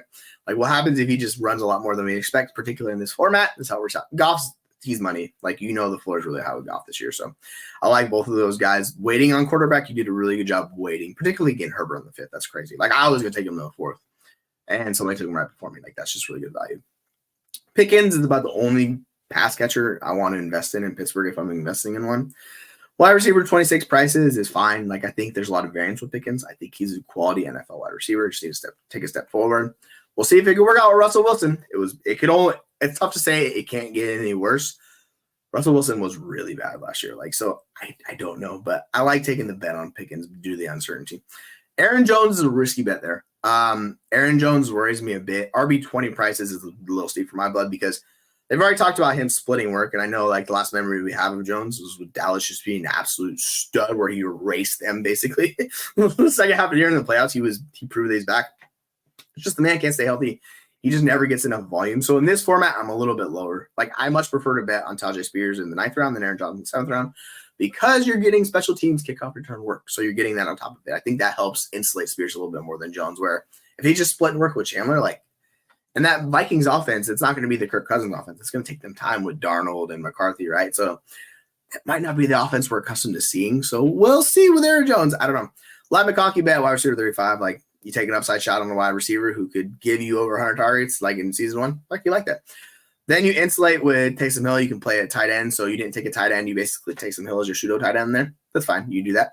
Russell Wilson is a guy who fits this format perfectly. I know he said he was not good last year, but the guy was, for fantasy production, he was like top 8, 2 war. Like that's what we want to see out of our quarterbacks in this format. It's just if he's going to rush, that's what we want. Like it just pays off to rush as a quarterback in this format. You don't even honestly have to be good. You can just be a rushing quarterback and you will pay off in this format. So I like the bet on Russ there in the 11th. He was the late round target, like I've said exclusively. Like him, Bo Nix, Drake Bay, these rushing quarterbacks that I was targeting late because they're just so discounted. Curtis Samuel, they've been hyping him up a lot in Buffalo. Not to the level of like we talk about Cook and like Kincaid and those guys, but they liked him. They brought him in for a reason. I just don't know how it's going to work out between him and Shakir. They like both those guys. I know, like if you follow Matt Harmon's work, he loves Curtis Samuel. But those two guys, if one of them takes a step forward and like is on the field a lot, that's a guy we want. I just don't know who it's going to be. They're basically like the same guy. So you just take a shot that late, like they could pay off for sure at wide receiver 55 prices. Cavani Vidal, that's the guy I like to see bets take it on because there is significant upside. Like I know we talk about the running backs in that offense, they're going to run the ball a lot. So we want anyone who's going to be vital in the backfield. And Cavani Vidal features a 3-down skill set, which, I mean, Gus Edwards has never been a 3-down back, and I doubt they're going to put Dobbins in that situation. So who knows? We'll see. Just pay attention to camp with Cavani Vidal. We will find out more and more information. If the drumbeat grows louder about him, where like we're seeing him make plays, like that's how he takes off and he becomes a true value for you. Ray Davis, another guy, he's going to kind of play that role. We talked about in Buffalo, so he's a solid bet. RB53, if an injury happens to James Cook, there it is. That's how you get a guy that is really beneficial for you at that cost, right? Jake Moody, I like getting Jake Moody there. Kicker 7 prices. He's going to be a top 5 kicker. Like he's just one of the better offenses in the NFL. It's just if they just kick the ball enough. And like the nice thing with Shanahan, he's not going to always go for him 4th down. He's more conservative in that approach. So I'm not too worried about that with him. I like Jonnu Smith. That's a little bit early for Jonnu Smith, but I like Jonnu Smith in this format. You're betting on the guy being the 3rd option in the Miami passing attack, which led the league in passing last year. That's, you could get down with that, Jonnu Smith at tight end 26 prices. Parkinson's another guy where it's not really like, it's just a tough bet for Parkinson. So you probably looked at the tight end, you're like, I just got to take the last guy. Like that's viable here. It's fine. Another kicker in Blake Groupie. It's interesting taking the New Orleans Saints kicker because unless you're like a Saints fan, it's really hard for that offense to pay off what we're hoping to see from them. So I don't know. I would rather just wait until my 22nd pick and just take in a kicker then if you're going to target these non-elite kicking options for offenses, because these guys, there's a giant like range for these kickers where it's all pretty similar. Even the high end kickers, like we talk about the Aubreys or Moody's, like they're not that much of a difference maker over like the kicker 12s. I just want a guy that gives me an upside shot into being that, where they still give me a bunch of advantage. So I don't like reaching for my second kicker until later in the draft if you're going for a second kicker. Personally, if you could just wait and get a good kicker, I think that's the best strategy. Like why I reached for my kicker and took Cucker in like the 14th was I wanted to stack, and I needed some stacks. I couldn't get any stack, so that's why I stacked him. But overall, like it's just I don't get the groupie bet personally, so I would have gone otherwise with that. Wilson, we talked about Wilson a lot on the FFU. There is a pathway for him to be the second option in that offense, and it's a Kyler Murray offense. You know it's going to be giving you the volume. So Michael Wilson can massively execute exploitation. Trey Sermon is a guy that is basically the backup in Indy. Like it's kind of crazy to say, but that's where Trey Sermon's at. If he gives you a little bit more than that, then yeah, that's money. If Taylor gets injured, you'll be able to play him immediately. Similar to what we saw to Zach Moss last year, like they could do something like that with Sermon. Nyheim Hines is a guy that's going to be a kick returner. That's what we want. So overall, this is a fun build. You took some nice shots. A couple guys I'm not a big fan of, but overall, like I get the mindset behind the draft. Just with a few of these bets, I would switch a couple of these guys out, move them around, ADP a little off. But overall, it's a fun build. I like this one. All right, so this is from Calvin, bro Calvin 44. He's got one more spot to go. Let me see if he actually said who it was. So his final pick, let's just go right here. Jacob Cowling. Yes, we talked about Jacob Cowling. So CJ Stroud, Jared Goff in the first round and the fourth round. Now he took two. This is kind of like what I talk about with these quarterbacks. I don't like Bryce Young as my third quarterback with this build because how does Bryce Young ever play for you, barring an injury to Stroud or Goff, right? Like Bryce Young needs to take a step forward. He's not going to give you the rushing upside. So personally, if I have those two guys, I have the two floor guys and Goff and Stroud gives you more case of the ceiling than Goff does. But like, they're both going to be really good NFL passers this year. How does Bryce Young ever pay off? Well, you're basically just drafting Bryce Young for security for an injury. If that's the case, I would just take an upside shot on my skill position player. If I'm going that route, because like if I'm taking the QB3, it better be a rusher guy that I could see actually outproducing one of those guys if they struggle, right? Like that's where I worry with these bets. Like we talk about the bets, that's what I worry. But I like the Amon-Ra St. Brown pick there, wide receiver before you get it. It's really hard to hate on AJ Brown, the wide receiver 7 prices in the third. Personally, I would rather just take Nico Collins in the 5th instead of AJ Brown in the 3rd and go get a difference-making tight end or a difference-making running back in the 3rd. Like that's how I would go about doing it. But overall, like you got 3 really, really good wide receivers, so you're not going to hate that build, right? I do wish we could have like the Nico Collins stack is very nice with Stroud. You did get Goff and you stacked him with Amon-Ra St. Brown. So overall, like I get the appeal of what you're going for there. The Brown pick is just like it's more of a floor play, which is crazy to say, but that's kind of why AJ Brown is more of a floor play because I just worry about the ceiling case of him getting as many targets as we need for him to be the wide receiver 1. I just don't see the range of outcomes. There's too many good pieces there. He just gets squeezed a little bit. And he's one of the best wide receivers in the NFL. I don't think anybody's going to argue that. But it's a difference where we look at fancy production to actual like NFL players. Sometimes situation matters. It matters a little bit with AJ Brown. But overall, like that's just an elite top 3 wide receivers. No one's going to hate that. Kenneth Walker. I know it sounds like I'm harping a little bit on this roster, but Kenneth Walker raised the crap out of me in RB17 prices. We just don't know if he's going to see the volume. And that's my biggest issue with Kenneth Walker is because he's not necessarily receiving back and Charbonnet is there. And they've already talked about it. Like the Seattle beat reporters have talked about like Charbonnet could be potentially pushing Kenneth Walker for the starting running back job there. And if that happens, Kenneth Walker is going to burn you a little bit. So I would not take Kenneth Walker in the 6th round, but if Kenneth Walker's your guy, and I think I've talked to Calvin about this before, I think Kenneth Walker is his guy. So I get it. Swift, so I like the Swift pick more than I like the Walker pick, even though I'm not a Swift guy. So that might sound a little interesting coming from me. But overall, like Swift is attached to a really good offense. He's going to be involved in all assets of them. It's just really tough. I just need to see him to give a little bit more than he's given in his career. He's just one of those super tantalizing guys. The potential's there. I just get the feeling like we're never going to see him come to fruition. Maybe it happens in Chicago because as much as like Roshan, it's just like really not going to happen for him. But we need to see Swift take over that backfield. Maybe it happens this year. If he does, like I don't mind an RB24 price in the 8th round. I think that's a lot better. Now I really like the Ferguson pick, getting him the 7th. Ferguson's one of the last guys we're going to see volume for. Like the last guys you can tell yourself you're going to get 100 targets out of. The target competition is minimal. Ferguson is a guy that is actually pretty good at NFL quality tight end. I know it sounds weird to say that, but they drafted a tight end in the 2nd round like 2 years ago. But guess what? Like Ferguson was like, "No, you're not taking my job. I'm a better tight end," and good for him. Now we get into the Christian Kirk range of the drafts. he's more of a floor play than anything else. But Christian Kirk, like when he's on the field, he's going to be pushing 20% target share. And Brian Thomas has yet to take over like that wide receiver run. Like we're still in camp. Like we got a long ways to go with Brian Thomas Jr. because he's a risky profile. Would not shock me to see Christian Kirk just outscore and be the wide receiver one on that team. Like that's just what he is. He's kind of featured well in that offense. He is that vertical slot. He can do a lot for you. So yeah, I like Christian Kirk at wide receiver 37 prices in the 9th round. Like what you're getting. In that range of wide receiver, there's a lot of fun bets to make in the 9th, 10th round. Like you can go DeAndre Hopkins, you can go Deontay Johnson, you can go Christian Kirk, you can bet on your rookie wide receivers like Lam McConkey. That's just a really fun pick your wide receiver, whichever one you want to go there. Now we get to Jerome Ford. Jerome Ford is more or less the pass catcher in that Browns offense. He's not going to be super heavily involved. He was fine last year. I just wonder what his pathway is to ever being like a top 12 running back. Like he needs a lot more volume because if Chubb is healthy, like it hurts all three of those guys. If it's not healthy, it more is like Foreman's that early down grinder, similar to what Kareem Hunt was, where he like basically took all the goal line work from Jerome Ford because Jerome Ford's not just a big back. So that's the whole worry with Ford. And like RB33, like can he hit there? Like I like the bet when we're talking like Ford's cheaper than Chubb and it's basically him and Foreman. You just take a shot a little bit later. It's around 10's a little bit rich for my blood, but like we said, if you like your like you're on Cortland Sutton, wide receiver one of the Broncos. I get it. It sounds gross.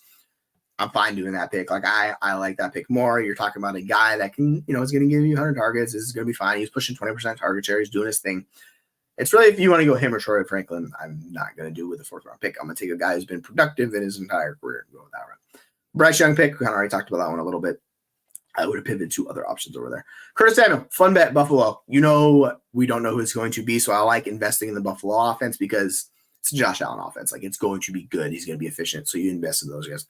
McLaughlin's the Joker. Like, he's going to be a wild card. I think it's going to be really hard to start Jaleel McLaughlin in this format because I just don't know if he's going to get enough volume. That's my main concern with him. If he's only getting 5 rushing attempts a game and he's getting a couple pass attempts, like, if that's the case, he's got to be really efficient. Now, we've seen it. He's been extremely efficient last year. The problem was they phased him out down the stretch, but I like betting on a running back 48 in the 14th round. I like that. Tyler Conklin, a guy that just needs touchdowns to go his way. So, Aaron Rodgers, give your man some touchdowns. Tyler Conklin reminds me a few years ago of the tight end in Green Bay a couple of years ago where he was like tight end 3 because he was just massively getting touchdowns. And I'm blanking on his name, so I'm sorry about that, folks. But this is the bet that we're making with Tyler Conklin. Like, you need him to pay off touchdowns. Thankfully for Aaron Rodgers, he's capable of doing that. I really like the Josh Palmer pick. Like in the 16th round, that's a smash. I don't know why he's so discounted. Like he should be going above like Samuel and Sutton. I think like in that range. Like I think a lot more makes more sense for Palmer, but people were just are out on the Chargers offense. So getting him in the 16th round, like that's money. Now Labe, we talk about him, the guy that's going to give you some kick return usage. Braylon Allen is a backup. These are the hardest guys to get in this format because you need an injury for Braylon Allen because they love Breece Hall. He's never going to overtake a Breece Hall. Like when you have a running back that good, like Christian McCaffrey, Breece Hall, Bijan Robinson, and those guys. And I know like we had this with Algier a couple of years ago because Arthur Smith was doing Arthur Smith things, but like it's really hard for those other guys to get on the field and play a role. So Allen's strictly a bet against Breece Hall this year. Like you're betting on him basically getting injured. And I get treacherous making those bets because I'd rather have a guy with multiple outs. I don't know how Allen gets like the rest of the outs. He might get a couple touchdowns, like he might turn into like the goal line back because he's such a monster. But the problem is he's just not a physical back. It's Braylon Allen's the weirdest guy, man. Like you like scouting him this offseason, I was like, what are we watching? It doesn't make sense. And he was learning the position. He's not a natural running back, so he's still getting there, and he's really young. So there's an upside for him, but like I think it's more of a long-term play than a short-term play, just because when you're behind Breece Hall, like, dude, Breece Hall is one of the best running backs in the league. It's just, there's really no pathway to market injury stuff. Copy Fairman's a good bet, late round kicker. Andre Josevich, it's another guy in a Cincinnati offense, was really good. There's been a little hype coming out of him. It's really like whoever could be the wide receiver 3 or the tight end in the Cincinnati offense will be viable for you in this format. We just don't know who it's going to be. So making a bet on Josevich, 100% agree. First, I'd rather take a kicker returner to get myself multiple outs. So like the Jacob Cowens of the world, a guy that can get on the field multiple ways. But like Josevich is a fun, like he's like the freak show from the Ivy League. So he's just a fun bet. If you want to look up some fun tape, go watch Josevich. He's a giant dude who's fast, big and strong. Like it's not hard to make those bets against those guys. So let's go back here. All right, Charlene, in the Shell Bella 1981 Mrs. Doubtfire division. If anybody remembers the Mrs. Doubtfire, that is a pretty wild movie, and I've watched that plenty of times growing up as a kid. Now, they said this should be interesting. We'll see. We'll see how interesting it is. You got Kyler and you got Trey McBride. So it's already freaking. I'm very intrigued by how this roster goes. Then you go Evan Ingram. You get yourself another tight end. You're really investing into the format. Hard to go wrong with that. The Brandon Ayuk pick, that's the one I struggle with. Like, we talk about getting squeezed similar to A.J. Brown.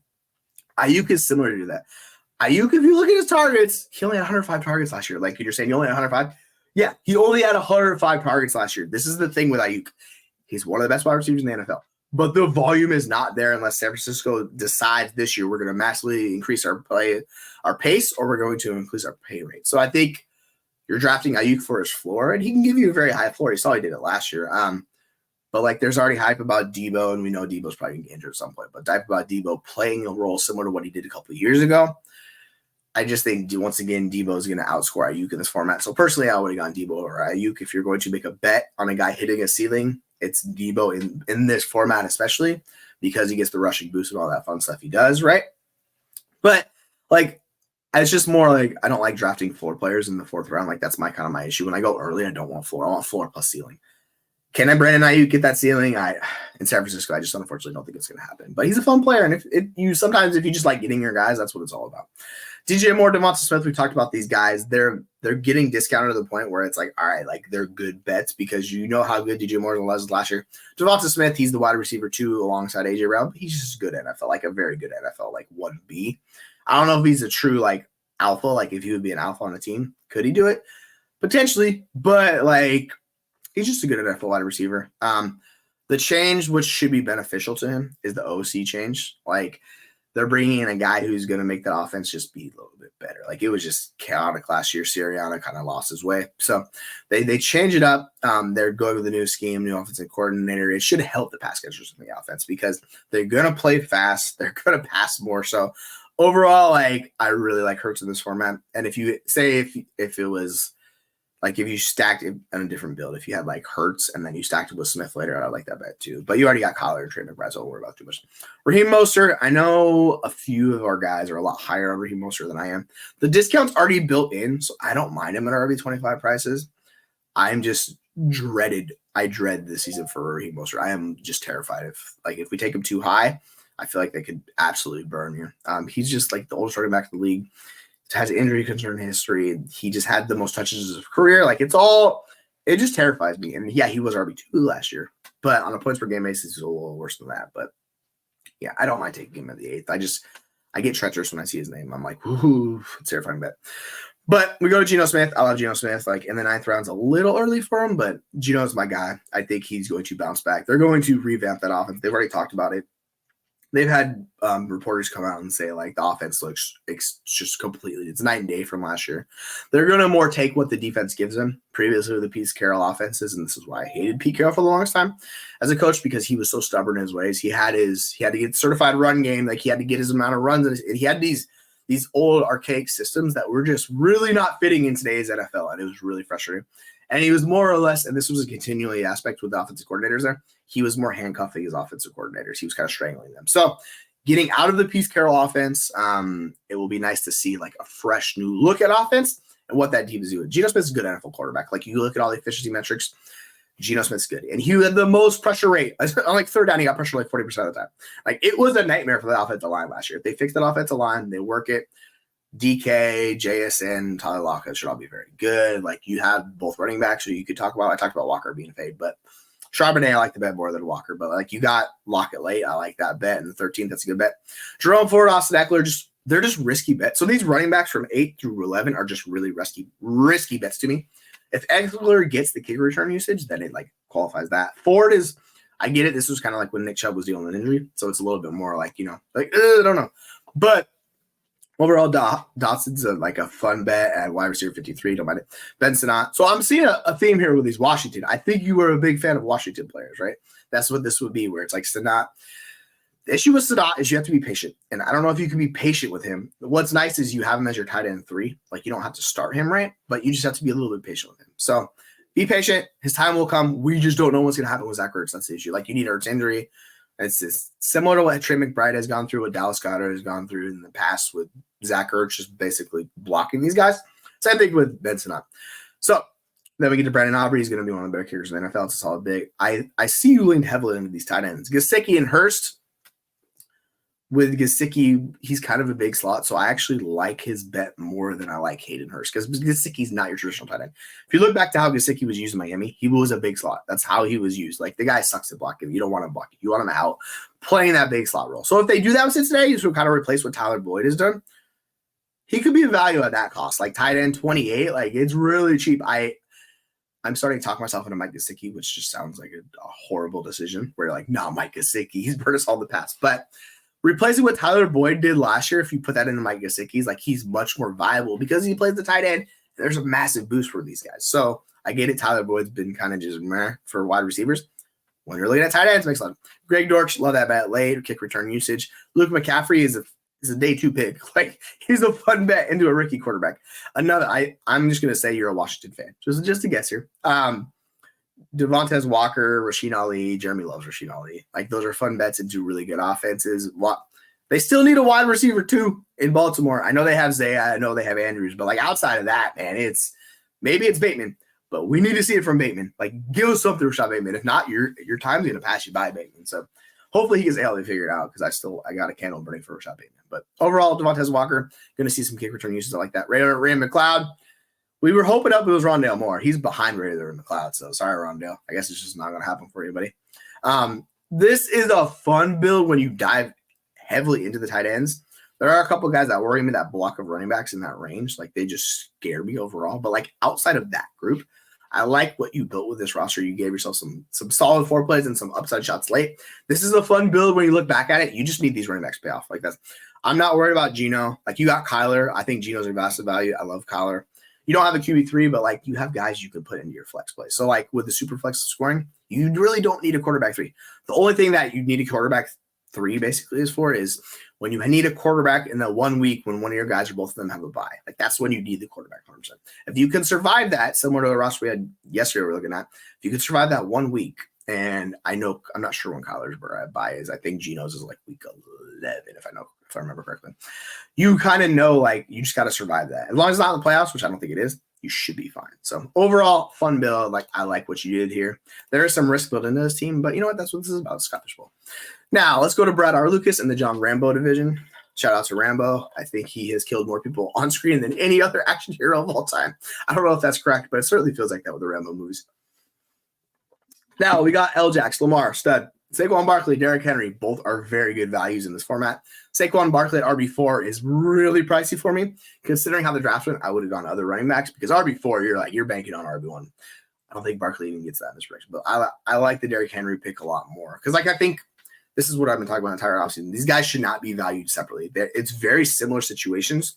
Mobile quarterbacks, you're not going to get a lot of checkdowns. So, like, this hurts Barkley more than it does Henry, right? Because he's not very dependent on those checkdowns, like, not targets. And then the difference, I think, is Hurts has led the league in rushing at the 5-yard line or inside the last 3 years by about a massive amount over even Josh Allen. The difference between him and Lamar is Lamar does not rush at the goal line. Lamar has like a third of the rushes at the 5-yard line and in compared to a Jalen Hurts over the last 3 years. So, like, it's really night and day. And I think you might be like, yeah, he gets more targets, but I'm like, yeah, Henry's got a pathway to being the league leader in touchdowns. Like, I don't see that from Barkley. So I think Barkley can give you double-digit touchdowns. I think if you want to take upside shots to lead the league in rushing touchdowns, it's Derrick Henry. Like, I think that's very much in the range of outcomes for him. Garrett Wilson, stud. I don't know how he fell to the 4th, but that's fantastic value. You getting a guy that could be the wide receiver. What a difference make it for you in this format. I really like Mixon, a volume guy. Like, I know we've talked about these other backs, Jacobs and those guys. Mixon does not have competition in that backfield. Like, Mixon's going to get what Mixon does. It's going to be ugly volume, but that's Joe Mixon his entire career, so it's not like he's gotten worse. He's just been a guy that's been that guy. And Houston was like, guess what? We're going to restructure you, sign you long-term. So I think Houston believes in him, and if they believe in him, you should too. Jalen Waddle, I like the value on Waddle. He's a guy that's really fallen too much this offseason. Like, this is more where I expect his value to be, but we're seeing him fall into like the 20s and 25 wide receiver. And I'm like, the wide receiver 19 prices for Jalen Waddle. You know, Jalen Waddle is just a very efficient, really good wide receiver. Jonathan Brooks, you just got to be patient with Brooks. It's a little bit early for Brooks than what I've seen in most drafts, but considering you're kind of on the turn, like, you had to be like, you're like, I'm not going to wait till like the 9th round to get Brooks. He's probably gone. So you figure you snag him. You get your quarterback 2, Aaron Rodgers, who I like that value a little bit more than it's quarterback 20. So You probably could have waited another round, but depending on how you're looking at this roster, you probably were looking at the 803 coming back to the 910 thinking like, I don't know if I can wait another round. So I get like quote unquote reaching a little bit for your quarterback there. That one actually makes sense. I can stand by that. I do wish you would have more like got another option from that offense, but you got Garrett Wilson, you stacked him that way. You got Lamar Jackson, you got Derrick Henry stacked. So you're stacking your options with these quarterbacks. It's really hard to hate that. Then you get DeAndre Hopkins, just good value in DeAndre Hopkins, a guy that at worst is going to be a flex play for you, and he gives you a pathway into there. Nick Chubb, it's a tough bet. It's just any Browns running back inside the top 12 rounds is just really risky to me. But like, I get it. People love Nick Chubb. So if Nick Chubb's your guy, you go with Nick Chubb. We talked about Eckler enough. Like, I'm just kind of I like the bet on Trey Benson, though. Trey Benson is a fun bet right there in the 12th round. Like, that's good value for a guy who could literally push James Conner. Like, he could push him. Do I think it's going to happen? I don't necessarily think it's going to happen. Trey Benson can push him. Cortland Sutton, wide receiver 1 in Denver. Shiga Okonkwo is an efficient pass-catching tight end. They're going to pass a lot there. I just don't know if Shiga Okonkwo is ever going to get a big enough role. Mike Williams, that's it. You're just got to live with the injury of Mike Williams. You don't know when he's going to play. Jatavian Sanders, tight end in the offense bereft of talent. So he's a rookie tight end. I don't really like making those bets in this format. It's going to be really hard to get that volume. But Jermaine Burton is fun. Evan McPherson is a top 5 kicker, more or less. Like, you know what you're getting on McPherson. Keaton Mitchell, that just seems like we're really diving into the risk here because I don't know when this man comes back, if he ever comes back, because that was such a gruesome injury he suffered. Like, the Chubb injury was rough. The Keaton Mitchell might have been worse, like how his leg bent completely backwards on the knee. Like, oof. I don't know, man. That's risky. I talked about Roman Wilson on yesterday's podcast. So if you want to watch the stream from yesterday, you can get my thoughts on Roman Wilson. I'm not really into Roman Wilson. I just don't think there's much upside for him in that offense. Parkinson's a fine bet. Isaac Guerrero, that's an upside bet in San Francisco offense. 100% good. I like what you built here, Brad. Overall, that's a restructured really ability to begin with. Once you got to about the 10 is kind of where you're kind of like, maybe you could take some different decisions. But overall, you hit off early and you really took the value that fell to you there. So yeah, I like the build in the first half particularly. Like, that's just a really fun team, and you're going to enjoy that team this year for sure. Just like every team, you got to avoid injuries. Now let's go to Drew's team, EvoHammerDrew in the Cole Trickle division. You get Bijan, potential RB1 there at RB2. So get him at 109. Amon-Ra St. Brown, wide receiver 4, basically get him there. I really like how you got Puka there around later than Amon-Ra St. Brown. And then you really dove into it with Devontae Adams. So as you can see here, people were not taking wide receivers. Only 12 wide receivers go through 4. So that's 3 wide receivers around. And we're almost in the 5th round of that price, actually. So it's even less than that. So you're getting the truly volume wide receivers, which is what you want in this format. Amon-Ra is going to push past 150. We just saw Puka push past 150. He'll probably do it again. Devontae Adams could lead the league in targets. Like, that's what Devontae Adams could give you. And he was dealing with injury last year. So expect Devontae Adams to be Devontae Adams. Like, his expected points per game were 19 last year. He's going to be more or less closer to that. He really needs the touchdowns and the quarterback play to level out. So if the quarterback play levels out, we should see a bounce back from Devontae Adams. So I like the discount we're getting on Devontae Adams redraft. Rashad White, volume back. You know what you're going to get out of Rashad White. I know there's a Bucky Irvin hive, and thought I was part of that hive, but it turns out I'm not a part of the Bucky Irvin hive, unfortunately. So yeah, Rashad White is solid. You know what you're getting out of Rashad White. He's kind of a guy that just falls, and you just take him, and you'll enjoy the production and get an RB14 price. Brock Bowers is a fun upside bet. I get it. The guy's just a special talent. Sometimes you just got to bet on special players. Tight end 11, like, the discount's already built into him, because if he was attached to a good passing quarterback, say if he was with Matt Stafford in LA, like, he'd be getting steamed up, right? So that's what it is. Terry McLaurin, like, wide receiver 28. It's a little steep, but like, I get it with Stafford. You get him, you connect him with Puka Nacua. You got Kirk Cousins. I like both of those guys late. I would rather have taken a shot on one upside rusher. Just because it's really hard for these guys to hit the ceiling we're hoping for. But what you need with these non-mobile quarterbacks is you need the other guys on your roster, other starting spots, to really be high-end producers, and that could happen because these guys are going to be more or less four plays for you.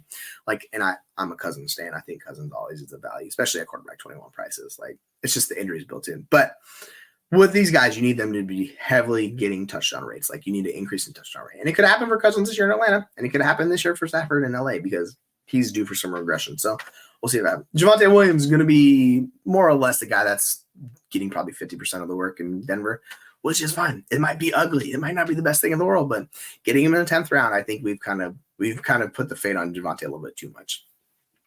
Loud McConkey, potential wide receiver 1 in LA. You know what you're getting there.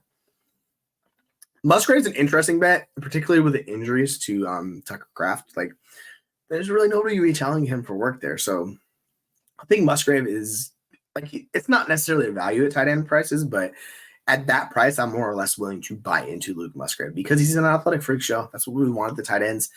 It's just, you got to stay healthy. He dealt with injuries last year. You got a concussion, things on that. So if he can stay healthy, I think it's different.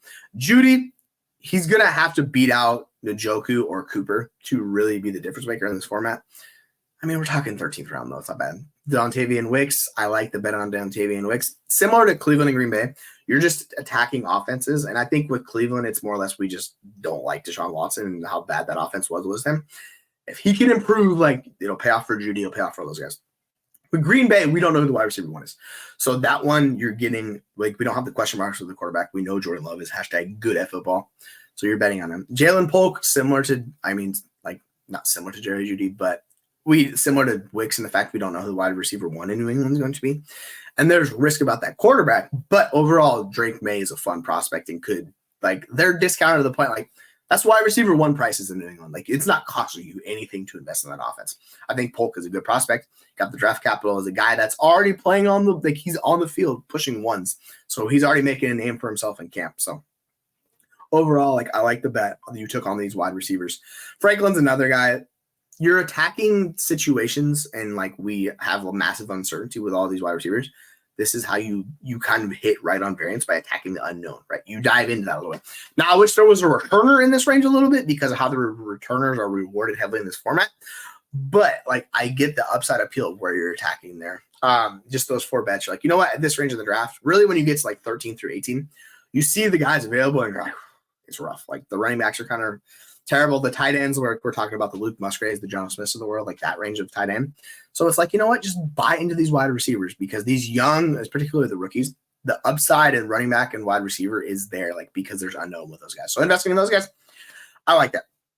Now, Johnny Smith, we talked about him. I like him as the tight end, as the base of the third option in that offense. Like, Odell Beckham just needs to show he's going to be healthy. I don't know if it's going to happen with him or not. And I like what McDaniels can do for a tight end. So John Smith, he could be that yak guy for you in the intermediate, and that will be underneath. That will work out very well for him. Khalil Herbert is a bet. Like, you're betting into the uncertainty of DeAndre Swift and a good offense. I like that, getting him there.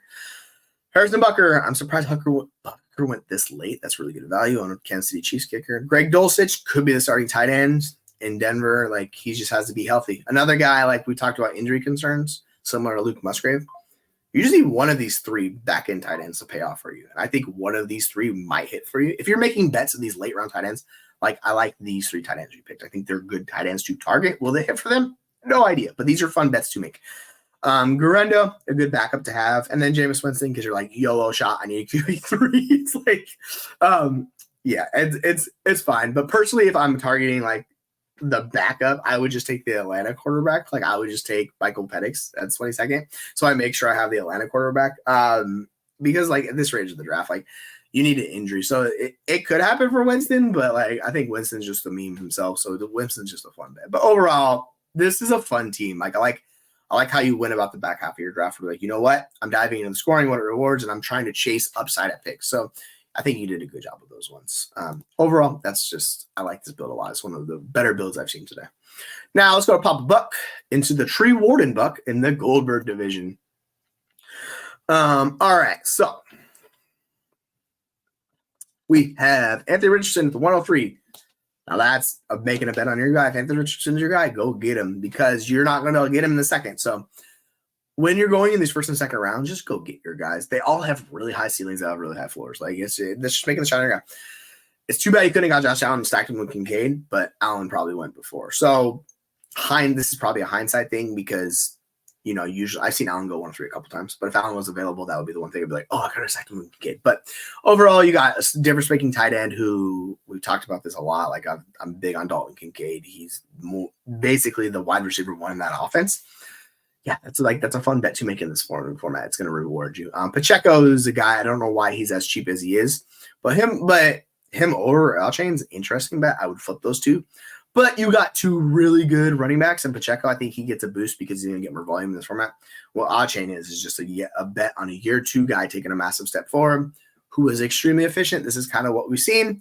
I know Ryan Heath on Fantasy Points has done a ton of work on this. If you want to go look at why Devon A. Chain is an awesome bet, go look at that. That work. That just lays it out perfectly. He lays it out better than I can potentially tell you. DK Metcalf, wide receiver 18 prices. Oh, Nico Collins, the wide receiver 20 prices. Oh, yeah, that's how you set up your wide receiver room. And you see Chris Godwin in the 8th. Chris Godwin's perennially undervalued, like wide receiver 33. So basically, you're drafting him at the floor you got last year of price points per game, right?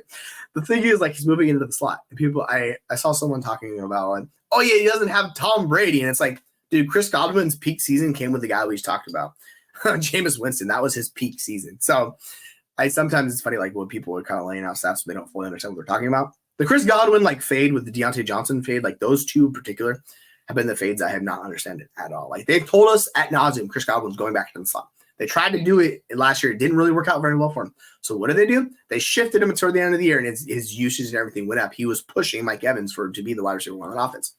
Expect him to be the Chris Godwin we got of the old. So you got DK Metcalf, Nico Collins, Chris Godwin. I like those bets a lot more than like the Terry McLaurin bet, but like there's upside for Terry McLaurin because he's a good NFL wide receiver. So those 4 wide receivers, you did a really good job of just soaking up value. I like that a lot, actually. So bravo on that.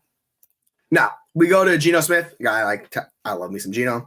Geno's a really good bet there. Taysom Hill's an interesting bet. I don't know what the upside is with Taysom Hill because he's never going to be consistent enough. So getting him as your tight end too, I think is fine. You could plug him in if on a bye week for Kincaid or something like that. But Ford, Brown, Miller, Lloyd. I like how you keep this color block scheme going where it's just like block of green, block of red, block of blue. I like that. But overall with these bets, Marshawn Lloyd is basically like you're betting into that offense, a really good offense.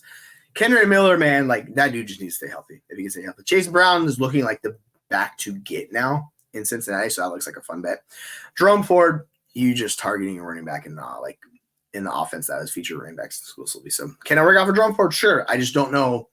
Like the upside bet seems really narrow for him. The Chase Brown upside bet seems a little bit more. Marshawn Lloyd is interesting, but we just got hyped from AJ Dillon being in the best shape of his life. So I think we're safe with Marshawn Lloyd, even though there was a photo that came out of AJ Dillon. He looked peak physical specimen. I was like, ooh, he looks like Cooks. The offense is good. Dak Prescott's going to be there, but like Cooks just isn't giving us what we wanted from before. So personally, I like the bet on Wicks and Burton over Cooks. Like I just feel like we've kind of seen the best of Cooks, so there's not really much upside. As crazy that is to say, because that runway is wide open for Brandon Cooks. It's just he needs to take it. I don't think he's gonna. Jake Moody, kicker 5, like that's good. Roshan, you're betting in the Chicago Bears offense with the uncertainty of Swift. I like that. Penix, I mean it's round 20. You're taking an upside shot if we suffer an injury, Atlanta, Kirk Cousins, Kenny Nwangu is one of the better returners in the NFL. You're going to get some return work out. I like that. And then Robert Tonyan, it's like, I don't know why we're taking Tonyan here, but maybe it's a bet against Hawkinson coming back healthy. I don't know the role Tonyan's going to play. So it just seems like I think you're probably never, ever going to start Robert Tonyan. So as unfortunate as it is, but it's round 22. Can't really critique you for getting that guy round 22. Now, these ones are tough to read. This one's from Kimmy. We got Mahomes, QB. I mean, it's Patrick Mahomes. Derrick Henry is the RB1. Brandon Ayuk's wide receiver 1. Now, it's interesting because you got Travis Kelce, stud. Rashid White, McLaurin, Zamir White, TJ Hawkinson.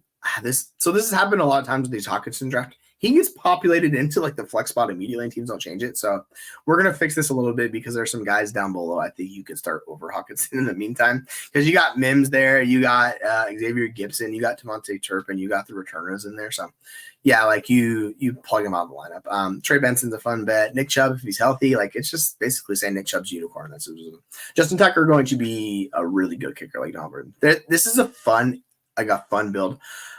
I would like to know where you got Hawkinson at because someone took him in the 8th, and I was like, why are we taking him so early? Like, there's so much risk involved in that bet. If you got him in the double-digit rounds a little bit later, I like that bet a lot more than Hawkinson. You have Kelce, like, you're not really tight end dependent. Like, if you had Hawkinson, nobody else. Overall, like, that's just a fun bet. You got Labe, you have Boston Scott. You're betting into these backfield. I worry about the Mitchell and Boston Scott. I just don't know the upside for those guys. Even, like, with injuries, like, are those guys going to get onto the field a lot? So that's kind of the issue I have with those guys. You also have Zach Ertz, which is a late round tight end flyer. This is this is a really solid roster. Like when you look at it overall, taking out the ADP, which is not a bad way to look at these rosters, it kind of shifts how we look at them. Overall, like you got some true difference makers in there. What you need is those bottom flex guys to really take a step for you. So when you have Nick Chubb, if you're starting Trey Benson, TJ Hawkinson. So this is why I would just start a ton of your returners. Like I would put Mims in there. I would start Gibson. I would even take shots on Turpin until I know what I'm getting out of Chubb and he's healthy. Like Trey Benson, you don't know how that's going to be, particularly early in the year from a rookie. It's going to take some a while. So until you see what you get out of the guys that are quote unquote starters, go play those returners because they're going to give you the high floor and potentially the ceiling. Let's go to CoryDirksen's team, the Bo the Bandit Darville division. Smoking the Bandit movie. I've never actually seen that movie. Talked about it hundreds of times. Never actually watched it. I probably need to go watch that with my dad because I imagine he has seen it. But anyways, let's go back to this lineup. So we have Lamar Jackson, 106. Lamar, stud. You know what you're getting out of Lamar. He's going to give you the floor and ceiling. Amon-Ra St. Brown, stud. Nice pick. This is really good value on these running backs. Henry, Pacheco, and particularly Mixon. Like, these guys these are the guys you want. Like, these are the volume backs. Henry necessarily doesn't have the pass catching chops, but it's like you don't need it. If he gives you 30 targets, like that's good. No problem. Chicago, I'm trying to get through as many of these as possible. I don't think I'm gonna be able to get through all these today because I'm already pushing an hour 20. But I'm going to try to get through as many of these as possible. I'm not sure how many we have left. We have a good amount left, so trying to make our way through it. I will say we have stuff coming up tomorrow. Like we have a couple team reviews we have to get to. We're doing, I think it's the Pirate Draft. I want to say we're doing the FFU Pirate Draft, which we're going to be streaming live tomorrow. If we have time on maybe Monday, might do another recording trying to get some more of these teams. But we will try to get through these teams and finish all the teams that you guys share with us because you took the time to share it with us. And if you're checking in with us, we happily will reward, we'll pay your team some respect, put in our thoughts on it because you took the time to share it with us. We'll happily, we'll help you cover this if we can. All right, so back to where we were at, kind of got lost here. DJ Moore, you know what you're getting out of DJ Moore. More a floor play at this point. I don't think the ceiling, which we saw from DJ Moore last year, which is kind of crazy we're talking about ceiling. But the thing is, it's similar to what we talk about with the Houston Texans. I just think we're in year 2 of that with Stroud as opposed to year 1 with Caleb Williams. We need to see it from Caleb Williams to confidently bet on all those wide receivers. I think they're a little bit too expensive. Excuse me. DJ Moore, though, wide receiver 22, he's kind of good value. Oh, I'm choking here. Yeah, we severely underestimated the amount of ones we were going to get. We'll get a handful. And then, of course, it's because everybody loves Scott Fishbowl, right? It's let's Scott Fishbowl roster for what? Oh, my word. So then Aaron's yeah, let's do a weekend. Yo, let's do it. Of course, my long-winded ass takes too long to get through all these because I'm that's just how I talk. So I'm trying to get through these as fast as possible. But we got Khalil Shakir, we got DeAndre Hopkins, both guys in, I think, offenses that are undervalued, which is weird to say about a Buffalo offense, but people are uncertain with the Buffalo offense, right? So Khalil Shakir, if it's him, it's potential wide receiver. I mean, hell, he could be the wide receiver 1 of that offense. Is that the most likely scenario? No. But we talk about these uncertainties in these situations, particularly with good quarterbacks, which Josh Allen's one of the best quarterbacks in the league, right? You want to target those pass catchers because there's upside attached to those names. The Hopkins one is more interesting because we don't know if Will Levis is good, but we know Will Levis is going to take shots. He will chuck the ball deep. He had a 9% deep throw rate. Will Levis will chuck it. And Callahan coming over, they're going to massively increase. This Titans team is going to look so different from years past. It's not the Vrabel, Derrick Henry, Mike Vrabel. It's not that type of roster. You're going to see them pushing pass attempts well over 600 pass attempts this year because that Titans defense is not that good. Also, that's also the factor in it. So they're going to have to rely on Will Levis, which is an interesting bet to make. But you're surrounding with quality pieces all around, Tajay Spears, Tony Pollard. You got DeAndre Hopkins, Calvin Ridley. You bring in the ghost. We talk about the slot wide receiver, the ghost of him, and it's yeah, he's a viable guy. I would have rather see them just Treylon Brooks, Treylon stay in the slot and just do his thing. But they brought in Tyler Boyd. They're you know what? We want some more veteran guy because the quote unquote floor. I think Boyd's pretty replaceable at this point. But they brought him in just to give them something another quality option. They're pretty much done with Treylon. So it's unfortunate that's it. Now Nick Chubb in the 12 is a little bit more appealing. I like that value on that. Derek Carr. Derek Carr is a QB3. Talked about this a bunch. Like, I don't get the bet on QB3s with these non-rushing quarterbacks. I would much rather target an upside to a rushing quarterback in this format. Now, if this was not, this is just what I mean by like leaning into the scoring, because it so heavily features rushing, and like getting a rushing quarterback is so important in this format in particular. Like, this is why Lamar Jackson, like getting that 106, like that's just straight value, because you're getting an upside to a true difference maker. And there's only a handful of those guys in this format. Like, we talked about this a few times. There's only 8 quarterbacks that put up 2 or like wins over replacement last year with this scoring. If you took the 23 scoring and translated it to the scoring for 24, like, so it just shows you like how vital those rushers are. And they were basically all rushers except like Brock Purdy. Like, there was like, that's literally the only other. And it's interesting. Like, you need these guys to have massive touchdown seasons, and it's not gonna happen for Carr. Like, that's just never in Carr's bag. Like, he just never throws for a lot of touchdowns. So I think he's got over 30, or his career high might be 29. Like, I think he maybe got over 31 season, or it's right in that range where it's like he just never throws for a lot of touchdowns. That's how Derek Carr does. So interesting enough, like, he's gonna be a check down magnet for once again for Alvin Kamara, and that just ugly volume. But it is what it is. The Saints are kind of I do appreciate them kind of changing the scheme a little bit. I want to see them kind of break away from being so heavily dependent on like Alvin Kamara being that explosive player, because he's not that player anymore. So we'll see.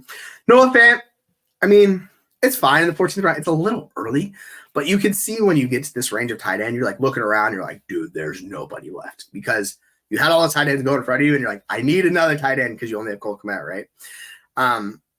I will say, like, this tight end room terrifies the crap out of me. Cole Kmet being the 4th option in that offense. He's a rookie quarterback. Like, we need to see, like, it's really hard for Cole Kmet to be a guy you're confidently starting. And I get it, it's tight end 16, but I would not take him at tight end 16. I don't think he has that ceiling in his range of outcomes. So the Fant and Kmet bets are like, it's kind of a similar bet where you're betting on the 4th option in an offense.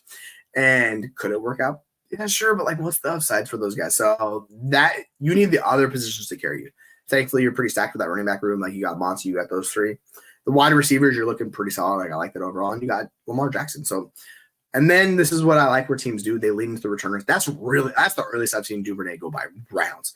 So you were going after like Dameon Pierce, potential kick returner. Devin Duvernay. I mean, we get into these late rounds. It really doesn't matter ADP too much. It's just about getting your guys. Kevontae Turpin, a guy that might do both things for Dallas. We'd like to see. Sam Darnold, another upside shot into seeing how long he can start. Darnell Mooney is another guy that's just going, people don't really care about, even though it's Kirk Cousins' offense, they're going to pass it a bajillion amount of times. So, yeah, I think we should like Darnell Mooney. Kenny Nwangu, returner, one of the better returners in the NFL. I like that.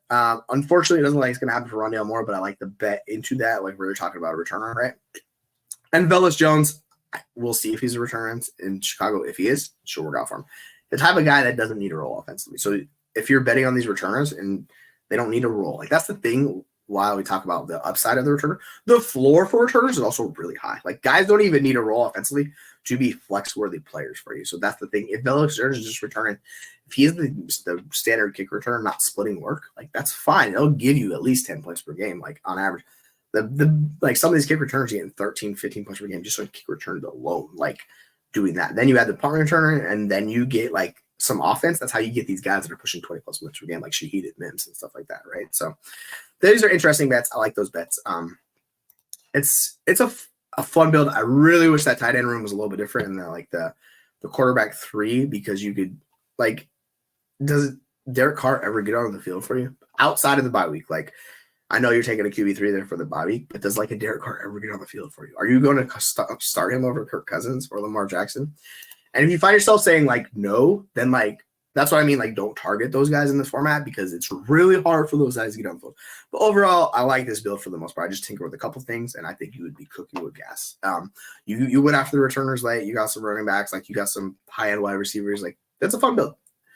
Now let's go to ColeGrainger in the Cole Trickle. I like how Cole is in the Cole division. Shout out to you for doing that. I was wondering if you're like just a big Cole Trickle fan, or if you're like, you know what, I'm just going to go after the Cole division because it is my first name. So we got Tyreek Hill. Now, this is an interesting bet, and people are probably think you're crazy. I actually don't think you're crazy. Tyreek Hill, CeeDee Lamb are the 2 guys that were like massively giving you advantage at the position, the only 2 wide receivers. The thing about Tyreek Hill is just the age and injuries. That's the only thing that worries me. The Mike McDaniel scheme, what this scheme does for these wide receivers is it gives them an ability to be incredibly efficient. And Tyreek Hill is one of the most efficient wide receivers in the NFL. So this is why Tyreek Hill is so special in Miami offense, because the McDaniel scheme allows him to just be absolutely just a terror. Where you see any metric, you look on a yards per route run or like versus zone and man, Tyreek Hill is leaps and bounds with everyone because it's the skill plus the situation. So I get it. If you're a warp guy, which it looks like you might be taking Tyreek Hill one, then like that's what we're talking about. Kincaid, another one of the last like bets at tight end where you could be like, yeah, this guy can finish tight end. I like that bet there. Really fun. I do worry about the Tua pick with Love. Like we talk about these the non-rushing quarterbacks. It's a little bit riskier with those guys, but I see where you're like, all right, man, these quarterbacks are getting risky. With the Tua pick though, like the difference between him and Love is Love showed us that ceiling. We have not seen it from Tua like for an extended period of time. He had a short window where he was cooking and then it just kind of fell off a cliff. Even though he led the league in passing, it's not just passing. Like it's particularly in the Scott Fishbowl scoring. Like you got to do more than just be a good passer. Like you got to give us more than that. So I worry about the Tua pick. That one feels like you reached on need and you didn't necessarily have to take Tua. Like you probably could have got a quarterback two you would have liked for Evans or Mixon or even Christian Kirk gone.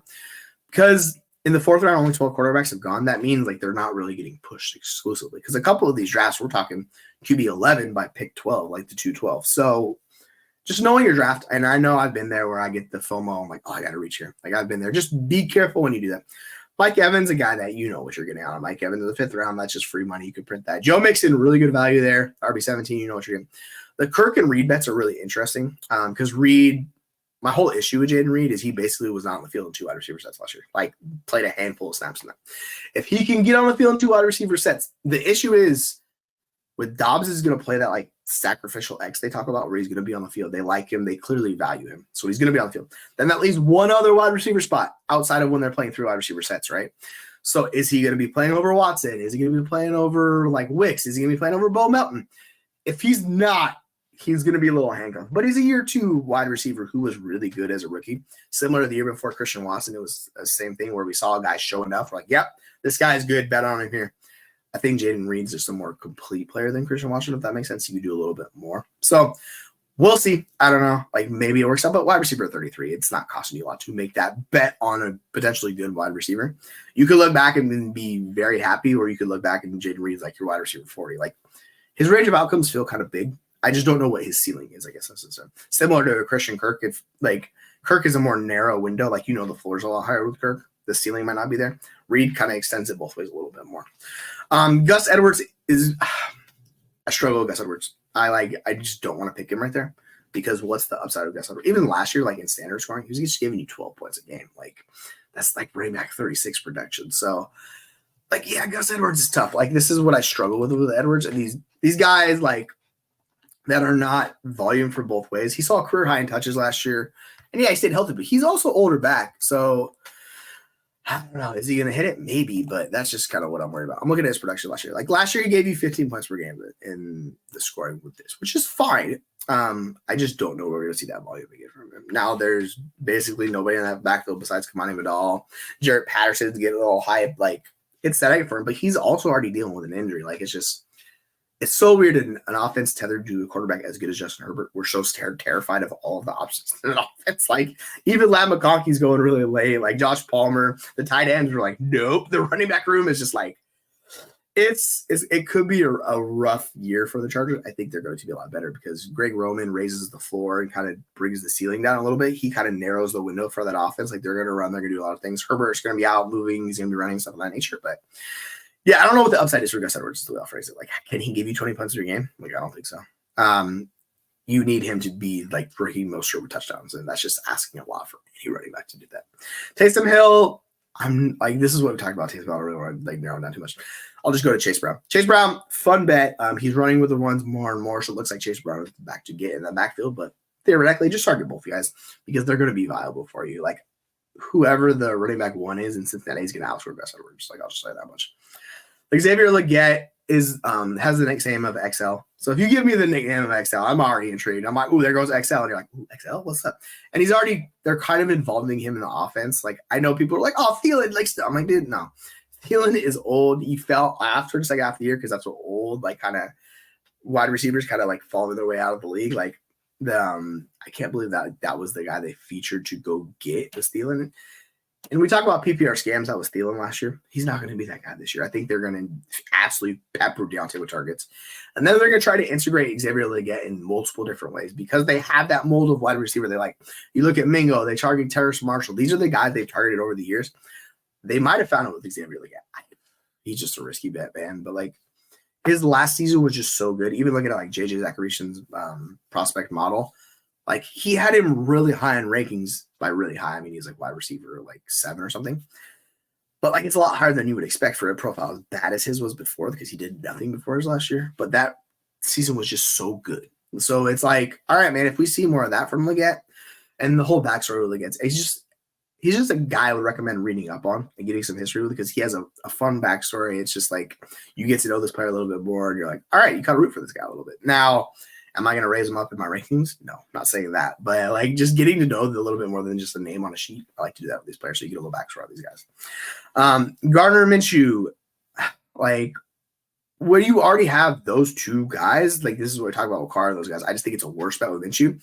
I don't think you're ever going to be confidently starting Gardner Minshew. Even on a week when you have Tua and Love on a bye, I think you would rather just start a Kenny Nwangwu or a Will Shipley or Cordero Patterson over Minshew because he was rough last year, man. Like he was not doing good. So it's tough. He gave you 12 points per game last year. And like, what's the upside in that? Like, I think when we draft these guys based on need, but like when you try to actually put them in your lineup, I would just recommend not going the Gardner Minshew route because you can still target guys, but the guys going in that round 13, round 12, there's upside for them to be difference makers in your lineup. So personally, if I've reached that point, and then when you took Taysom Hill, who you could also play in your super flex spot, it's kind of the same bet to Taysom Hill. Taysom Hill gives you that little bit more weekly upside, but overall, he just theoretically most weeks he's not going to give it to you. Well, Gardner Minshew's not going to give it to you. So yeah, Gardner Minshew, I'm not a big fan of those quarterback threes unless they give me the upside of rushing. If they don't have it, Minshew doesn't rush. So Minshew's a vibe. Like I like the vibe when you see him do all the photo shoots and all that fun stuff. But yeah, Colby Parkinson could be tied at 1 in LA. What's that mean? I don't know. A guy that we're kind of just taking. The Pearsall bet is a fun bet, but he's already dealing with an injury. He's buried. He needs that special teams work. So if he gets special teams working, he can be valuable for you. If not, like he might just be a 0 for you the entire year. Like that's just kind of what we're dealing with Ricky Pearsall. And that's unfortunate. Hopefully he gets involved a little bit more. He passes Juwan Jennings on the road. But like rookies that struggle with injuries early in the season, this happened to JSN last year, it takes them a long time to develop because they're not getting into the playbook or they're not memorizing. It's just harder for those guys. So I'm hyped for Ricky Pearsall long term, but like this season could already be derailed dealing with multiple injuries and just being behind the 8 ball. And he's buried, like he's not getting on the field. So these rookies that are not getting on the field, and then on the flip side with the Roman Wilsons of the world, can that offense support anyone besides George Pickens in the passing game? Maybe it's Pat Freiermuth, and with the scoring beneficial to tight ends, I would much rather go Freiermuth. I mean, he's long gone by this point because you're talking about tight end 25 probably. But I get it. You're targeting a rookie. Of the rookie upside, he's not going to play in 2 wide receiver sets. If he's not playing 2 wide receiver sets, they're not going to run a lot of 3 wide receiver sets. What they are going to run a lot of is 12 and 13 personnel, with just 2 and 3 tight ends on the field. So it could be a rude awakening for Roman Wilson. I hope to be wrong for him on that. But like overall, like once he went to Pittsburgh, similar to AD Mitchell being in Indianapolis, those are 2 spots I was like, ooh, I don't like those landing spots for those guys. So we'll see. Maybe it works out. But Estime could potentially give you more volume. Like I like that pick. I like Shipley because kick return usage. Cordero Patterson, Kenny Nwangwu, all kick return usage. Joe Flacco, the GOAT, baby. Joe Flacco. Yeah, I'd much rather have Joe Flacco as the backup than just the Gardner Minshew pick. Like I would just rather do that if I'm going that range of outcomes. Jake Elliott, I don't know why he's kicker 12. That seems way too low for Elliott and to be one of the better offenses in the league. Yeah, I like that. There's a couple picks where I'm kind of like, ooh, but overall, you can talk yourself into this roster. It's not my cup of tea with a lot of these guys, but overall, as long as those first half hits, that's all that really matters. If the first half does well for you, your team will be fine. And then you just need like 1 or 2 guys on the back half to really care, like to really step forward. And then that's how your teams start cooking. Obviously, there's injuries, but there's injuries off to worry about. So it is what it is.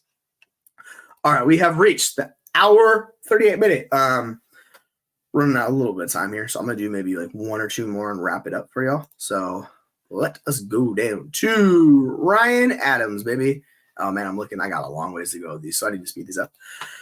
All right, Ryan Adams, the Grizzly Adams 21 in the Allen division. I don't know necessarily what division that is. So the Allen division is, I don't know. I'll have to look that up. So anyways, pretty solid. Dak Prescott. Yeah, I like if we're talking about quarterbacks, I like Dak Prescott, the 208 as opposed to like a Joe Burrow 111. Like give me that Dak Prescott. The second, much better pick. Personally, I like that. Because I mean he could outscore he was awesome with this format last year. And if he comes 80% of the way to the second half of last year, like he's going to be an awesome pick at quarterback now for you. Mark Andrews in the third, really good value on Andrews. You know he's a stud when he's healthy and on the field. Pacheco, we talked about Pacheco a lot. Ferguson, another one of the last tight ends who can give you 100 targets in an offense, should be good for you. Jalen Waddle, just a good value in Jalen Waddle. Ramondre Stevenson should be a volume back. I know people talk about the offense being gross. What happens if the offense is better than we expect? Like that's the whole thing with these guys. If you're getting a volume back like Ramondre, I think in this format the floor is there. He gives you a pathway into some like higher end production. So Ramondre at RB21 prices, I'm on board with it. Ooh, Rashid Shaheed in the 9th round. Come on, man. I took this guy in the 5th round. And I knew I had to reach for him just because I was like, I'm not walking away without Rashid Shaheed in this league. Getting Rashid Shaheed in the 9th round. But this is what I'm more mean by like reaching for players. And what this happens is you see people get guys at decent value and guys where you reach like I did for Shaheed. And I knew this was a bad pick to do it, but I was like, I'm getting Shaheed because it's still good value. When you're going against other teams when you get in the playoffs, this is the stuff you're going to run into. So you're going to run into teams that have your similar guys just at later ADPs because they took the value. So this is why we say don't reach for guys a lot in this format, similar to best ball, because you're competing against a massive field of teams. Yeah, I like the Reed pick is fire. Like the Shaheed pick is an absolute smash. And we saw Shaheed's ADP, like once it's kicked off, it was in like the teens. It started climbing and climbing and climbing. Same thing with Marvin Mims. People started to realize, and people in podcasts such as myself were like, draft these guys. Freaking draft these guys. So they started climbing up to the 7th, the 6th round. So it's like, all right, you got to take them now. So congrats to Grizzly Adams. That's a fantastic pick. You're going to love that pick as long as it stays healthy. Like this is with everybody staying healthy, right? Drake May, I like that pick in the 10th. You're taking the shot on the rushing upside. Drake May has a really good rushing profile. It might surprise people because he's just a prototypical white dude from North Carolina, but the guy can move. So yeah, I like the upside on him on that. Gus Edwards we talked about him. He's a little bit cheaper there. I don't mind. I just don't see the upside with him. He's more forward play. Khalil Shakir, Xavier Leggett. Similar upside bets into offenses. The Buffalo offense is clearly better, but Xavier Leggett has a pathway into more workload. So overall, those are fun bets. Tyrone Tracy, Ty Chandler. Both of them are backups with upside to take on more role. Like Ty Chandler could push Aaron Jones. Tyrone Tracy could push Motor Singletary. The difference is like Tracy's getting the kick return for your uses. So you're getting Tracy and Turpin back-to-back. That's a really nice kick returner. Guys, you can flex. I really like how you attacked these late-round kick returners because you were like, screw it, give me all the kick returners. I did something very similar. Because like the thing with the kick returners is like the floor is really high. The ceiling is also really high. If one of these guys takes on a bigger role, like a Trey Tucker who's playing a role on offense, or a Darius Davis or Devin Duvernay, any of these guys play somewhat of a role offensively, they'll be like gangbusters for you points per game wise. Duvernay, I'm not sure if he's the returner. So this is the whole issue with Duvernay. It's him or Agnew because Agnew's still on the roster. He's a really good returner. We will see how that shakes out. Just keep it up. But overall, Duvernay, Davis, Tucker, Cordero Patterson, Kenny Nwangu taking advantage of what the format rewards, and that's kick returners, man. Like the kick returners have a chance to break the scoring this season because of how we're going to see such a boom in return yardage this year. So overall, I really like where you went. You gave yourself the higher floor plays in the beginning. You took a couple upside shots, and then the back half of the draft is what you should be doing is just hammering guys. It's either falling value guys that are falling well past ADP or the upside shot of these kick returners where, like we say, you only need one tight end, you only need a running back, only one wide receiver, right? One quarterback, you could flex anything. So as many flex plays as you want to play, whatever position. This is what I like what Scott Fishbowl did specifically this year. Basically, it was like kitchen sink play did, where it's like you can play a bunch of returners if you want. You can play a bunch of kickers if you want on MFL. You could play a million wide receivers. You could he gave you the options to do whatever you want. So really investing in kick returners, I think, is the skeleton key to this season. If those guys, they don't even have to hit. They just have to be just solid kick returners, and they will be guys that you can count on week in and week out because we're going to see a lot more return yards. So that's well done. That's really just diving into the format, and that's what this is all about. It's all having fun and just saying screw it, I'm playing YOLO ball because why not? You're going against 4,000 plus people. Let's be real, you're not gonna win. But let's shout out to Boss Hog here. I'm gonna do it. This will be the last one, and then we'll get to Steve's later on in the week. I will make it my mission to get through all of these Scott Fishbowl rosters. If nobody else on the FFU do it, I will do it. So bear with me here, folks. So we're gonna go to the Boss Hog, the Heel Daddy 21, and the King Arthur and the Knights of the Round Table. Ooh, that is a classic movie. I remember King Arthur and the Knights of Justice, the cartoon in the 90s. I used to watch as a little kid. And I used to be so hyped for it. I'd be like, King Arthur. My mom's like, what are you watching? I'm like, King Arthur and the Knights of Justice. She's like, what the heck is that? I'm like, I don't know. There's like a wizard. There's Merlin. There's the knights. They go hunt stuff. It's fun. I was like an 8-year-old kid, right? Like, I just love that stuff. But let's go to this roster. Jalen Hurts. Jalen Hurts is the King Arthur of your roster. He is holding it down. Jahmyr Gibbs is the Merlin of your roster. You know that guy's a wizard. He can hit for you big time. Dalton Kincaid. I'm running out of names here. Dalton Kincaid's Lancelot. We'll go with that. I'm running out of names here after that. Chris Olave. Chris Olave has a pretty wide range of outcomes. So sorry, I can't continue with the names. I'm blanking on the rest of them for that. But Chris Olave has a pretty massive range of outcomes. With them changing the scheme and more forcing downfield, which they have Shaheed, they have Chris Olave, which are two downfield threats. I really like those guys at cost. Like Chris Olave, wide receiver 12. Like if you look at him compared to like Garrett Wilson or Drake London, like I don't see much difference between those guys. The only difference is I like those quarterbacks better. So if Carr is better than we expect, Olave has a pathway into being a really high-end wide receiver for you.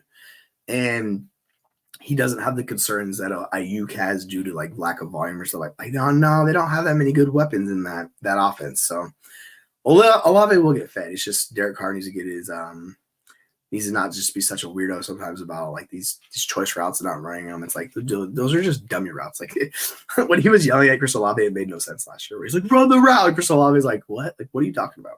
Because if you watch across the NFL, quarterbacks do not care about that stuff because that's just a dummy route. But anyways, here nor there. Tua Tagovailoa, we talked about Tua. That's a little bit very valuable in the 5th. I would like to get him a little bit later, but you're locking up a solid QB2. What I like what you did though is you took Geno.